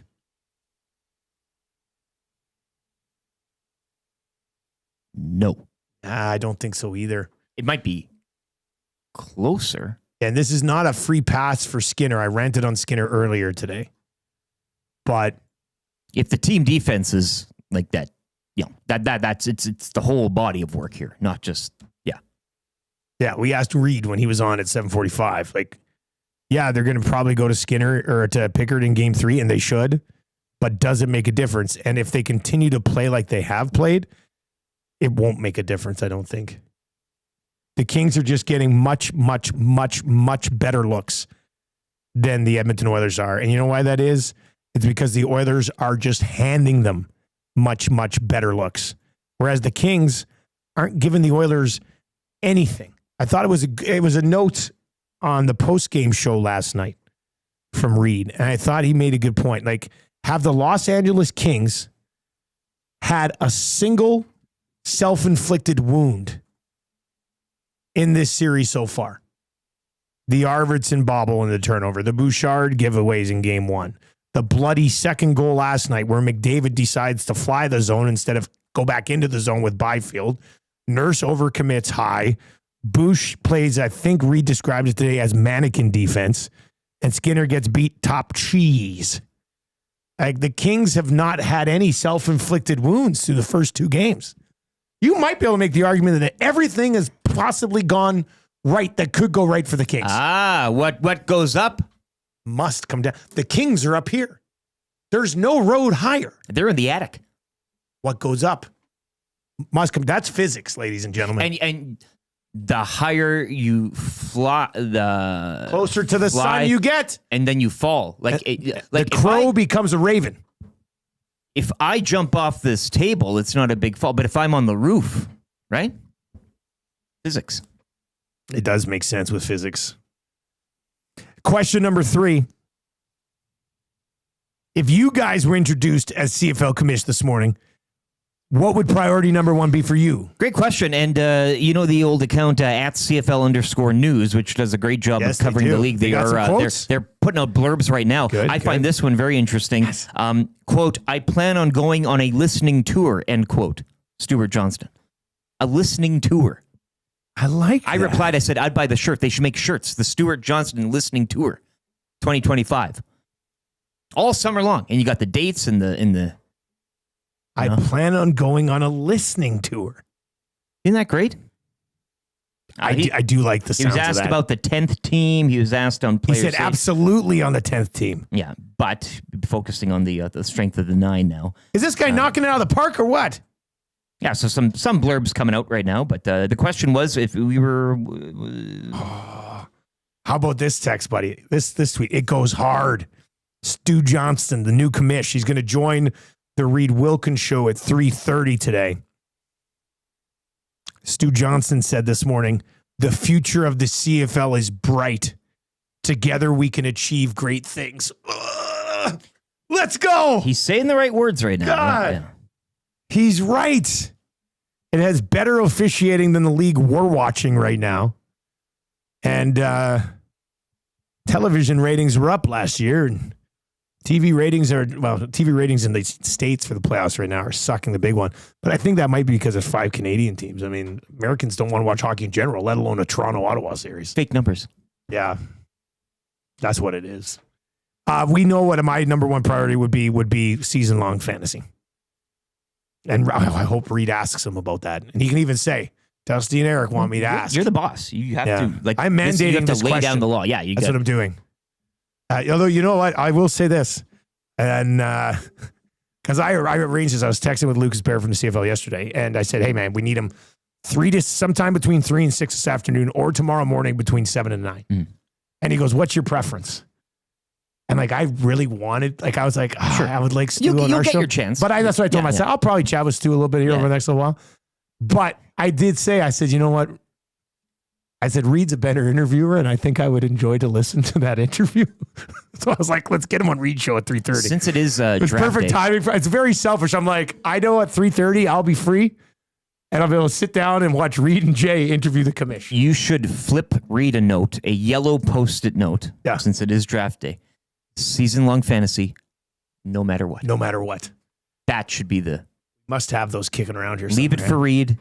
Let's put it at his desk when he comes in. Yeah. Good idea. That's how it should go. We need do we have sticky notes around here? Yellow, preferably. They have to be yellow. Yeah. I know Zach had 1 sticky note over there. I think we need If the not, card I'll go to cam the in store. Manny's office. I think he's probably got one in he there doesn't want somewhere. us sticking around there. Oh, my goodness. All right. Is Gager around? For Scalding Hot Takes, he's not around. He might be around. If Gager's around just after this update, we'll do Scalding Hot Takes. If not, we'll get into Fired Up for Gemco. For the fans at the people at Gemco and Napoleon Products, they must be furious and fired up as well. Now, remember, you had that text for games. Fired Up as well. Yeah, JB, I wrote it down. I can even read it. So we're gonna get to that. We are 53 likes away from changing 600. Let's do it. Now we hit 700 the last 2 shows.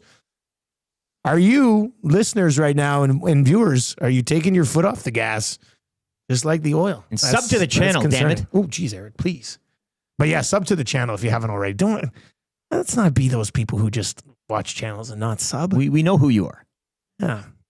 All right, let's get to an update for a place where it's always game day.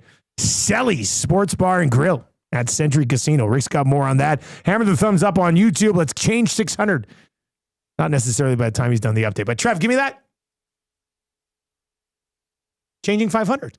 Oh. Yeah, we got that right. We hit that. Changing 500. Oh, it sounds nice. All right, let's get to the sports update. Scalding hot takes, fired up, and a very entertaining final 29 minutes of this show on the way next.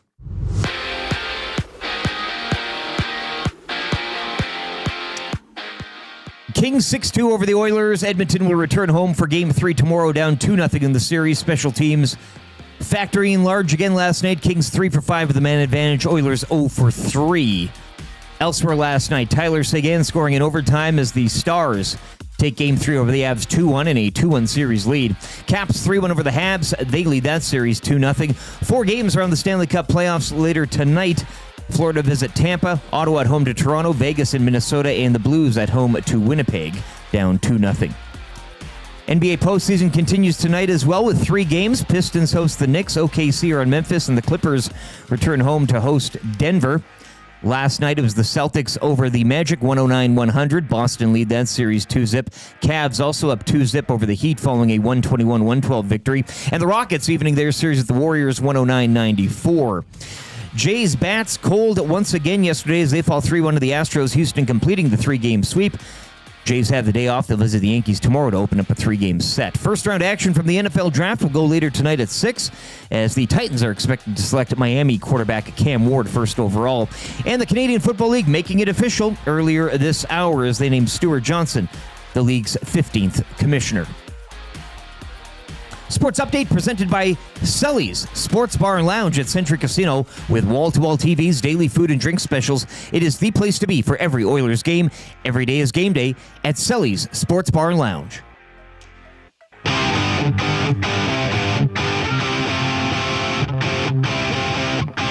Oh yeah! Pour it on! You wanna win it? Game on, yeah! Oh, baby! It's time to play with disdain. If you wanna lift the cup again, push and shove and rough up. You know Connor's gonna get the win. And yes, they lift the cup again. Got no doubt in my head. And yes, they lift the cup again. Oh man, playoffs are insane. Playoffs are insane. Coyle. Rock and Rogers place. Rock and Rogers place. Connor McDavid moving in with speed. He shoots. He scores. Hop on this train and hang on. You know they got it. Ain't no looking back. It's a tough road to the cup. Gotta win for in the best of sevens. And yes, they lift the cup again. Got no doubt in my head. And yes, they lift the cup again. Oh man, playoffs are insane. Playoffs are insane. Rock and Rogers place. Rock and Rogers place. Yeah. Playoffs are insane. Playoffs are insane. Rock and Rogers place. Oh, Rock and Rogers place. Pour it on. Zach Hyman moving in. Risker shoots. Scores! Zach Hyman! We'll crack a beer for this glorious time. You've been waiting. You've been waiting. The top line's just a flying, cause man, yeah, they want one. You know they want to. Can you feel it? Can you feel it tonight? Can't go high glove, cause Stewie Skins is a guy. It's the moment, yeah, they're rolling tonight. Get your hands up, not to the cup.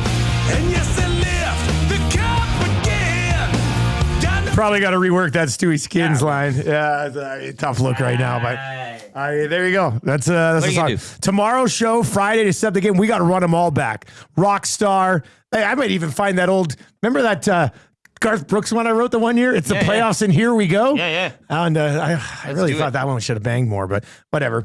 All right. We've got Fired Up for Gemco. That's going to be happening. Marmot Basin Snow Report. The wrap for William Huff. If you are watching over on YouTube today, you can hammer the thumbs up for us.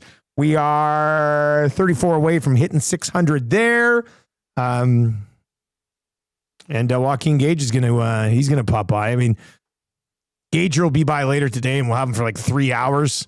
So I don't want to get too in-depth on the game, but we can't not have the judge on and talk about the game last night. So let's bring in Joaquin Gage for Scalding Hot Takes.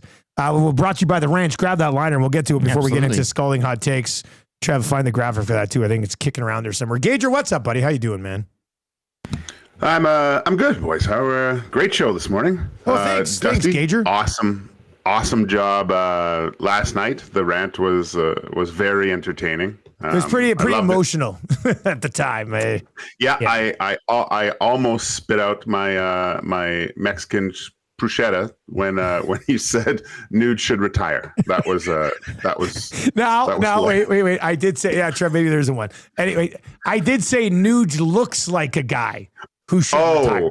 Okay, I heard was Nude should retire, and my wife asked, "Why are you laughing so hard?" And so Dusty said something funny. But, well, I mean, I'm not backing off the fact that he looks like a guy who should retire. Like there's got to be a better game there somewhere, Gager. I don't even know if he played aside from when he got hit at center ice in game 1. That's the only time I saw him, and that was just because of replay. So yeah, he has to do something. He does. Is it as bad as it looks, though, Gager? Or is it worse? Or is it not as bad? No, I mean, it's magnified tremendously. It's right under the microscope times 1,000, right? It's 2 games. This team. This team. That's a bold take coming on this show today, Gager. I know, but it's 2 games against a team that's really good at home. Right. And the one solace that I think that you really have to look at, and I'm taking big picture kind of things, like the games themselves sucked, but in that Edmonton sucked and the Kings were good. Yeah. So I don't know what's going to happen if the Oilers actually decide to play hockey for 60 minutes against the King. We haven't seen the Kings best and the Oilers best to really decide this thing. They're taking the double barrel shotgun and shooting their toes off here. So put your best foot forward. Don't blow it off and see if you can get back in this thing. It's definitely possible. I'll say that, but it's not encouraging, but look, they're a good enough team to win 2 games in a row here. All right, Scalding Hot Takes brought to you by the Ranch Golf and Country Club, offering premier conditions, top-notch service, and unmatched value. One of Alberta's premier public golf courses at home to the EST Golf Classic, which sold out immediately. Book your tee time today at theranchgolf.com. Just quickly on the Ranch, I told you guys about it before the show today, but Murray McCourt was unhinged last night. Unhinged. He texted me last night. He goes, F. I wish I was on the hangout tomorrow. I'm telling Skinner this summer to ask for a trade. Just a ridiculously toxic situation. Like he was just, Murray was just very, very fired up last night, which was kind of funny. Anyway, yeah, he wishes he was on the hangout table. He's going to an airport. He must be off to somewhere. He must be traveling. All right, Scalding Hot Takes. Let's see here. He must be traveling. He just likes watching the planes go. He likes sitting in the departure lounge. It's like when we were kids, my parents would get like a bucket of KFC and go up to the ski hill and sit there and watch people ski. Whatever. And then we go home. I'm like, why don't we get to ski? Don't get me wrong. I love KFC, but it was kind of weird. All right, Gager, are you ready to go here? Yep. Okay, Trev, you got all the clips and everything? You're ready to rock and roll over there too? Yes. Okay, and you will go first because you are the defending champion, the reigning champion of the mitt. So it'll go Trev, it'll go Eric, you're good to go. Okay. And it'll go me. I've got a takeoff take already. Like you have to be prepared now because this judge is off the rails. All right, here we go. Trev, let's hit it. Let's get into some hot takes here. Time now for Scalding Hot Takes. Evan Bouchard is awesome. I like the part when he's off the ice. Hot take alert. While they're down there, the Oilers should shove Stuart Skinner into a California closet. That's a hot take. Evan Bouchard apparently has a no movement clause in his own zone. Careful. That take's hot. Hey, Jeff, how was playing your first playoff game in 15 years? It was awesome, Coach. Thanks for the opportunity. Well, you're not playing in game 2. That's a hot take. Too much diving in hockey. I'm finding it hard to watch. The hottest of takes. Arvidsson's turnover was so juicy last night, it's on special at the Italian Center today. Wow, scalding hot take. The Oilers will start next season with a new coach. Hot take alert. I'm looking forward to next week's bird draft. That's a hot take. Casper the Friendly Ghost thinks Nuge needs to be less invisible. Careful. That take's hot. Trent Frederick was awesome last night. The hottest of takes. Green bananas, ripe bananas. This team is just a bunch of plantains. Wow, scalding hot take. The harmonica ladies are so good with their lips. The Kardashian family's getting jealous. Hot take alert. Jeff Jackson royally screwed the Oilers, and now so are the Kings. That's a hot take. Chris Knobloch's decision-making stinks as much as his last name is translated from German. Careful. That take's hot. So this is what it feels like to be a Leafs fan. The hottest of takes. All right. There we go. Scalding hot takes today. Gager, you busy boy there making your notes. Where's the mid headed today? The mid is on the move. I'll say that. And it's Lieutenant Eric. Oh, hey, finally Lieutenant got one. Eric in the house. Blind squirrel nut. Blind Thank squirrel you, Judge. Gets a nut. Wow. Congratulations, It was close. Rick. Thank you. Was it close? Yeah, it was close. It was really close. Good takes, guys. Great takes. Awesome. Thank you very much. Great Gager. work. Well, I know. I saw your text, Dusty, that you were working on them late last night. Yeah. I tried to not really let that affect my judging, just to see your prowess and the way you look at this whole segment. And I appreciated that, but I tried not to let that affect the judging. Yeah, I think most people in the chat right now are disagreeing with you, but that's okay. I'll give you the cash when I see you later in the office. Here. Okay, Gager, we'll see you in the office, buddy. Later. There you go. That is Joaquin Gage. Justice for Dusty pops up in the nasty chat. It's never happened. Penner's Pancakes. It's got to be bad when a hashtag Justice for Dusty pops up. My God. Penner's Pancakes, Dusty. Anderson Sports says Trev just sounds jaded. Fergie, it's got to be Dusty. YTT, clear winner. You can tell that he's hurting. Dusty takes this. Dustin, Dust. Give it to Dusty. Kardashians are probably jealous. It's not that much. Dusty in a landslide. Boiling hot Leafs take. What? Lieutenant Eric. Oh, man, Dusty, that last one hurts. Congrats, Lieutenant Eric. Should have been Dusty. Jeff Borregos, terrible. That Leafs one, though, I mean, the Leafs are up 2-0. Kind of. Yeah, well, I know, but like, traditionally, usually I in this get what you mean. situation, yeah. I like the Kardashian one. I love that one. That was going to be my extra take, but but I knew you were bringing the heat, so I elevated into Put it in the my lineup. main Yeah, takes. top 6 there, yeah. Yeah. Oh, wow. All right, there we go. Scalding hot takes. Your champion, Lieutenant Eric. All right, let's get into fired up for Jemco. I mean, everybody's fired up today. Why would you not be fired up today? Good, bad, whatever. You're fired up today. But one specific text. 19 likes away from changing 600. So hammer the thumbs up for us if you're watching over on YouTube. That would be terrific. We'd very much appreciate that. I'm fired up to break this box tonight of SP game used. Will it stand till tonight? That's the question. Can you make it all day? Yeah. Well, yesterday I had this box with me. Maddie and I had a meeting. Oh, I'm sure it'll come up on the Hangout. I'll leave it for Maddie in the Hangout today.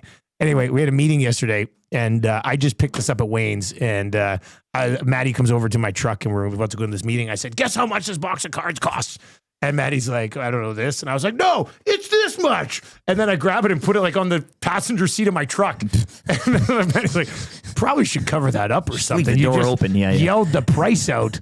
Right, like for everybody to hear. Then you're like, I'll just place it right here, like on my window, on my dashboard. But yeah, we're breaking this in the crack pack tonight.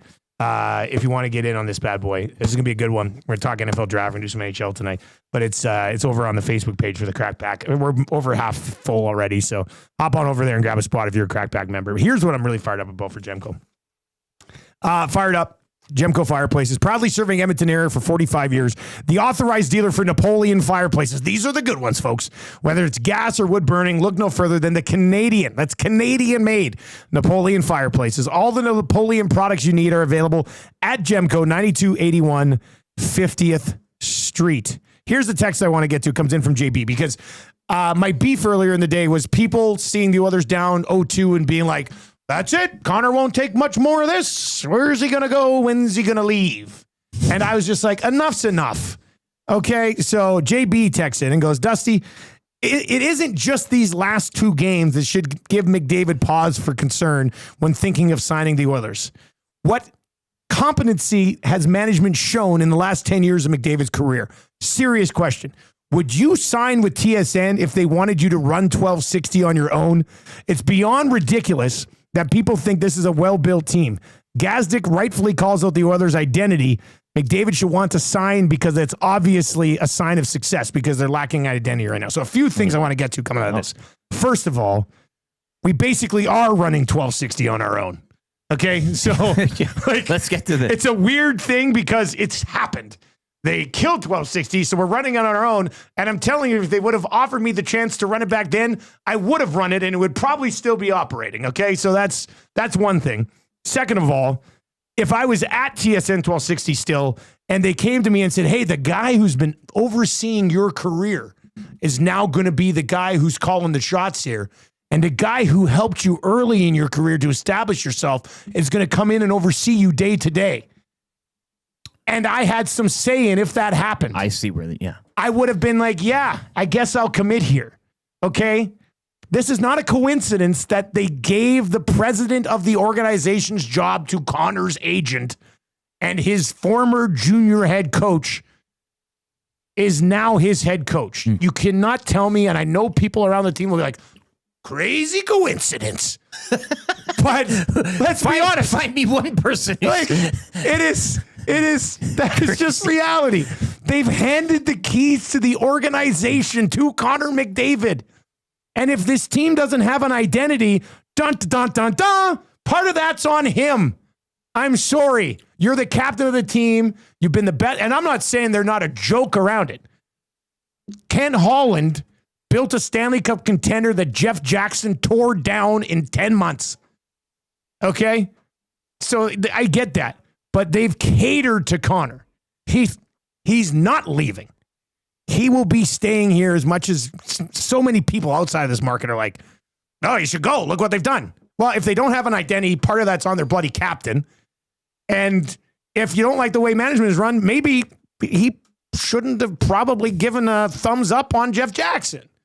So, like Connor leaving, this is coming from a LeBron chases titles guy. Yeah. Connor McDavid leaving this organization after what they've done to cater to him would be one of the weakest moves of all time. I'm sorry. Sign long-term, deliver a title. You're the best damn player of a generation.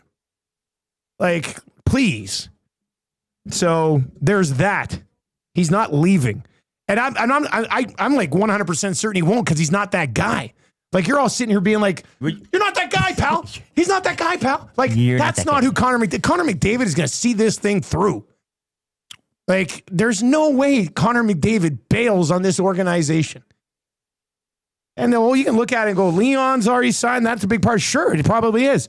But Connor McDavid is not the dude who's like, hey, would you like this guy to run the team? Yeah, you know what? It makes sense. I am very familiar with him. What about this guy as a coach? Yeah, he was a junior coach. He's a good coach. Then you're just going to be like, okay, see you guys later. Not happening. So stop talking about it.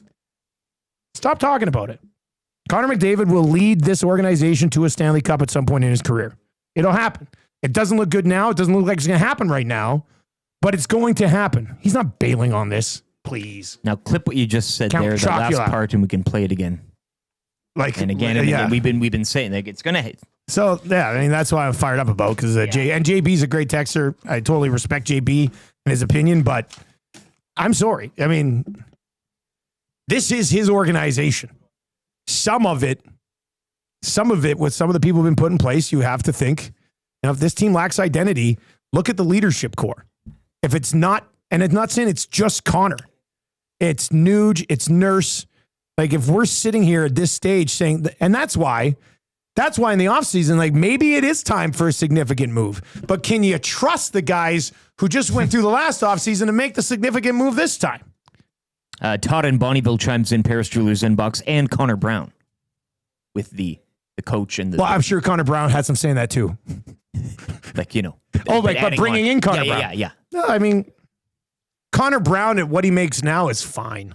No, but as an example of catering to. I mean, he's. But look, and everything around him is this isn't his thing. This isn't unheard of. Like you should cater to superstars.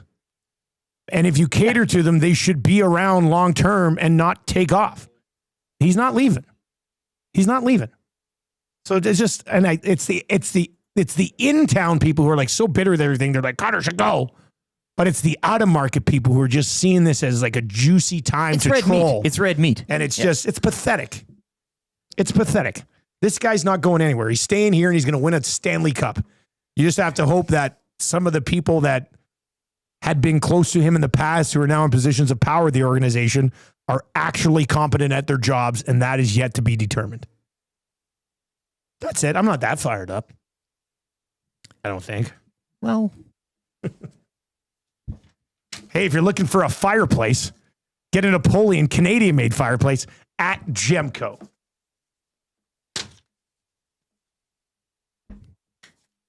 How hot am I? You're keeping me warm. What's my here, temperature? You know, like What's my temperature? I'm getting the heat. Feel the heat. You know how we cool ourselves down right now? Marmot Basin Snow Report.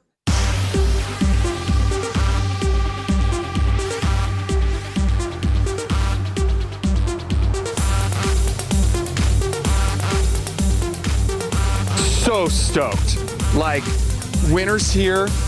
I'm stoked. You stoked? I'm stoked. Just so stoked.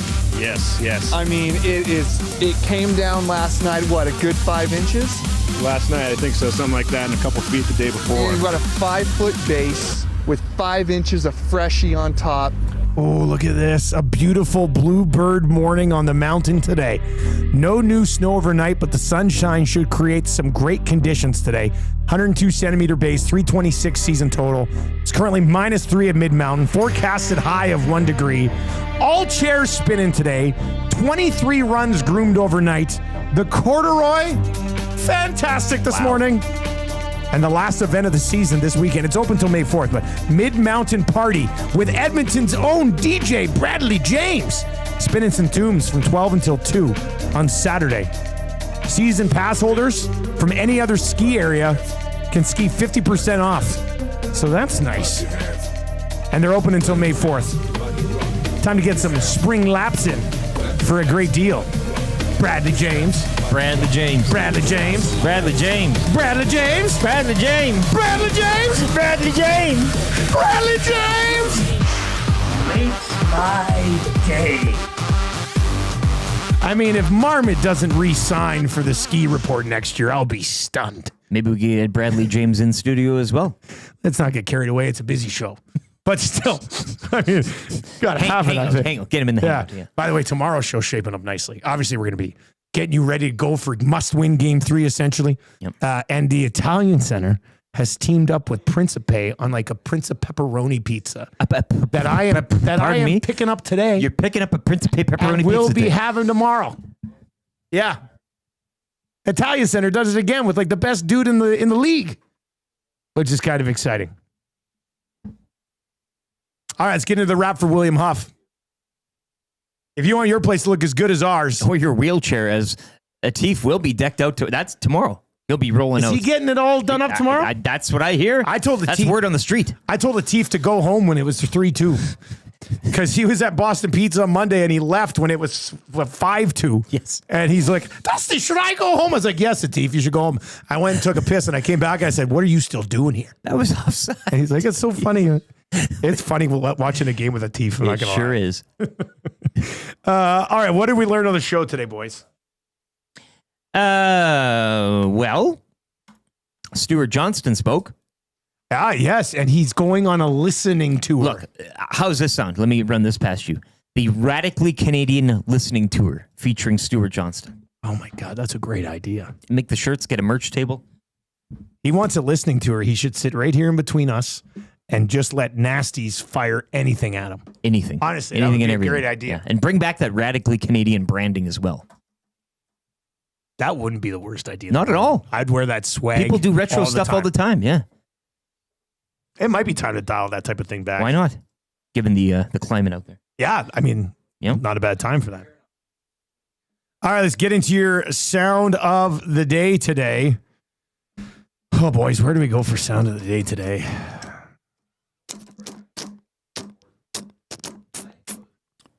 Please don't play another song. It's like, should we play that? Oh, no, I can't. I'm not going to do that to you. I'm trying to think what we should do for a song today. Did you find the low tide penalty kill? I did not. To be honest with you, I didn't look for it. God, I wonder if we pull this out to better days. Hey, do you have the harmonica still? It's in my book bag. It's too far away. Let me see here. Let's just play this. They just plain sucked. I've seen teams suck before, but they were the suckiest bunch of sucks that ever sucked. Homer, watch your mouth. I gotta go. My damn wiener kids are listening. I will continue to swear, Dustin. You almost dropped an F-bomb this morning. Eh? You know what? That was the temperature of the room today. That would have been the high water mark. Yeah. Sanjay texting us says, this is the 14th playoff series there is to play with McDavid and Draisaitl. They've only been up 2-0 in a series one time. Yeah, but again, that metric. What was it? Games 1 to 3, their winning percentage is 200. Games 4 to 7. That's when they came. It is. Stoff said it to him. He had the numbers. McDavid Stoff that had the question. numbers, yeah. Stoff knows that this thing's going to get turned around. That's just probably how we look at Slow old starters. What are you look at talking old about? Buffet Bandit crushing a cinnamon bun at 8:58. I love it. I love it. Oh yeah, who doesn't? Come for the hangout, stay for the Stoff talk. Yeah, hangout's going to be coming up right away. Let's see. Text of the day today, of course, for A&W. Yeah, Teen Burger, iconic. Good deal coming on the Teen Burger starting next week too. Spoiler alert. I don't know if I should have said that. Teen, if I wasn't supposed to say that, I'm sorry. But go pick up a Teen Burger today. Canada's original burger chain since 1956. If you win text of the day, you're going to win a gift certificate to A&W. So you come on by here, you get your gift certificate, and then you pick it up, and then you go to an A&W, and you use that gift certificate, pay for the A&W food, and then you eat it, and it's essentially free. All just because of your text messages. Now let's go with this one. This guy has no handle. It's coming from a 705 number. I don't even know where that is. Do they even have A&Ws there? Dusty, the Kings are a Ferrari, and the Oilers are the Flintstone Cave Mobile. Ouch. Yeah, and it's McDavid's feet. It's McDavid's feet, and that's powering it. the whole damn thing. That's it. And then you look behind it, and Bouchard's just hanging on the back, and it's not really moving very far. Yeah. All right, congratulations. Where's a 705 area code? What's that about? That's interesting. Let's plug it into the Google machine. Yeah, where's 705? Northeastern and Central Ontario. What? So, gonna have a long drive to pick up that gift certificate. All right, we the do not ship. hangout's coming up next, and it's gonna be an absolute banger. It's gonna have Reid Wilkins. It's gonna have Matawanek. It's gonna have Tommy Gazzola. Maybe a little Dustin Nielson. Nah, I'm done for today. I'm done for the day. Thank you for hitting 600 likes. We do appreciate that. And tomorrow, somebody needs to get this thing back on track. And if it has to be us and our show, then damn it, that's what we'll do. We might break your no drinking until 7 rule. I'll just say that. Line them up. For sad YouTube Trev over there and Lieutenant Eric, I am Dustin Nielsen. I'll be back with the Lock Shop at 11 o'clock today. It's not over yet. They have not yet lost on home ice. The Kings suck on the road. Get that Kawasaki clip. Need that Apollo Hester clip. Remember, they had us in the first half. Remember that kid from back? Get in the all that West? stuff. We'll play all of it tomorrow. Looking forward to tomorrow's show for sure. I'll talk to you Lock Shop at 11. Take it easy.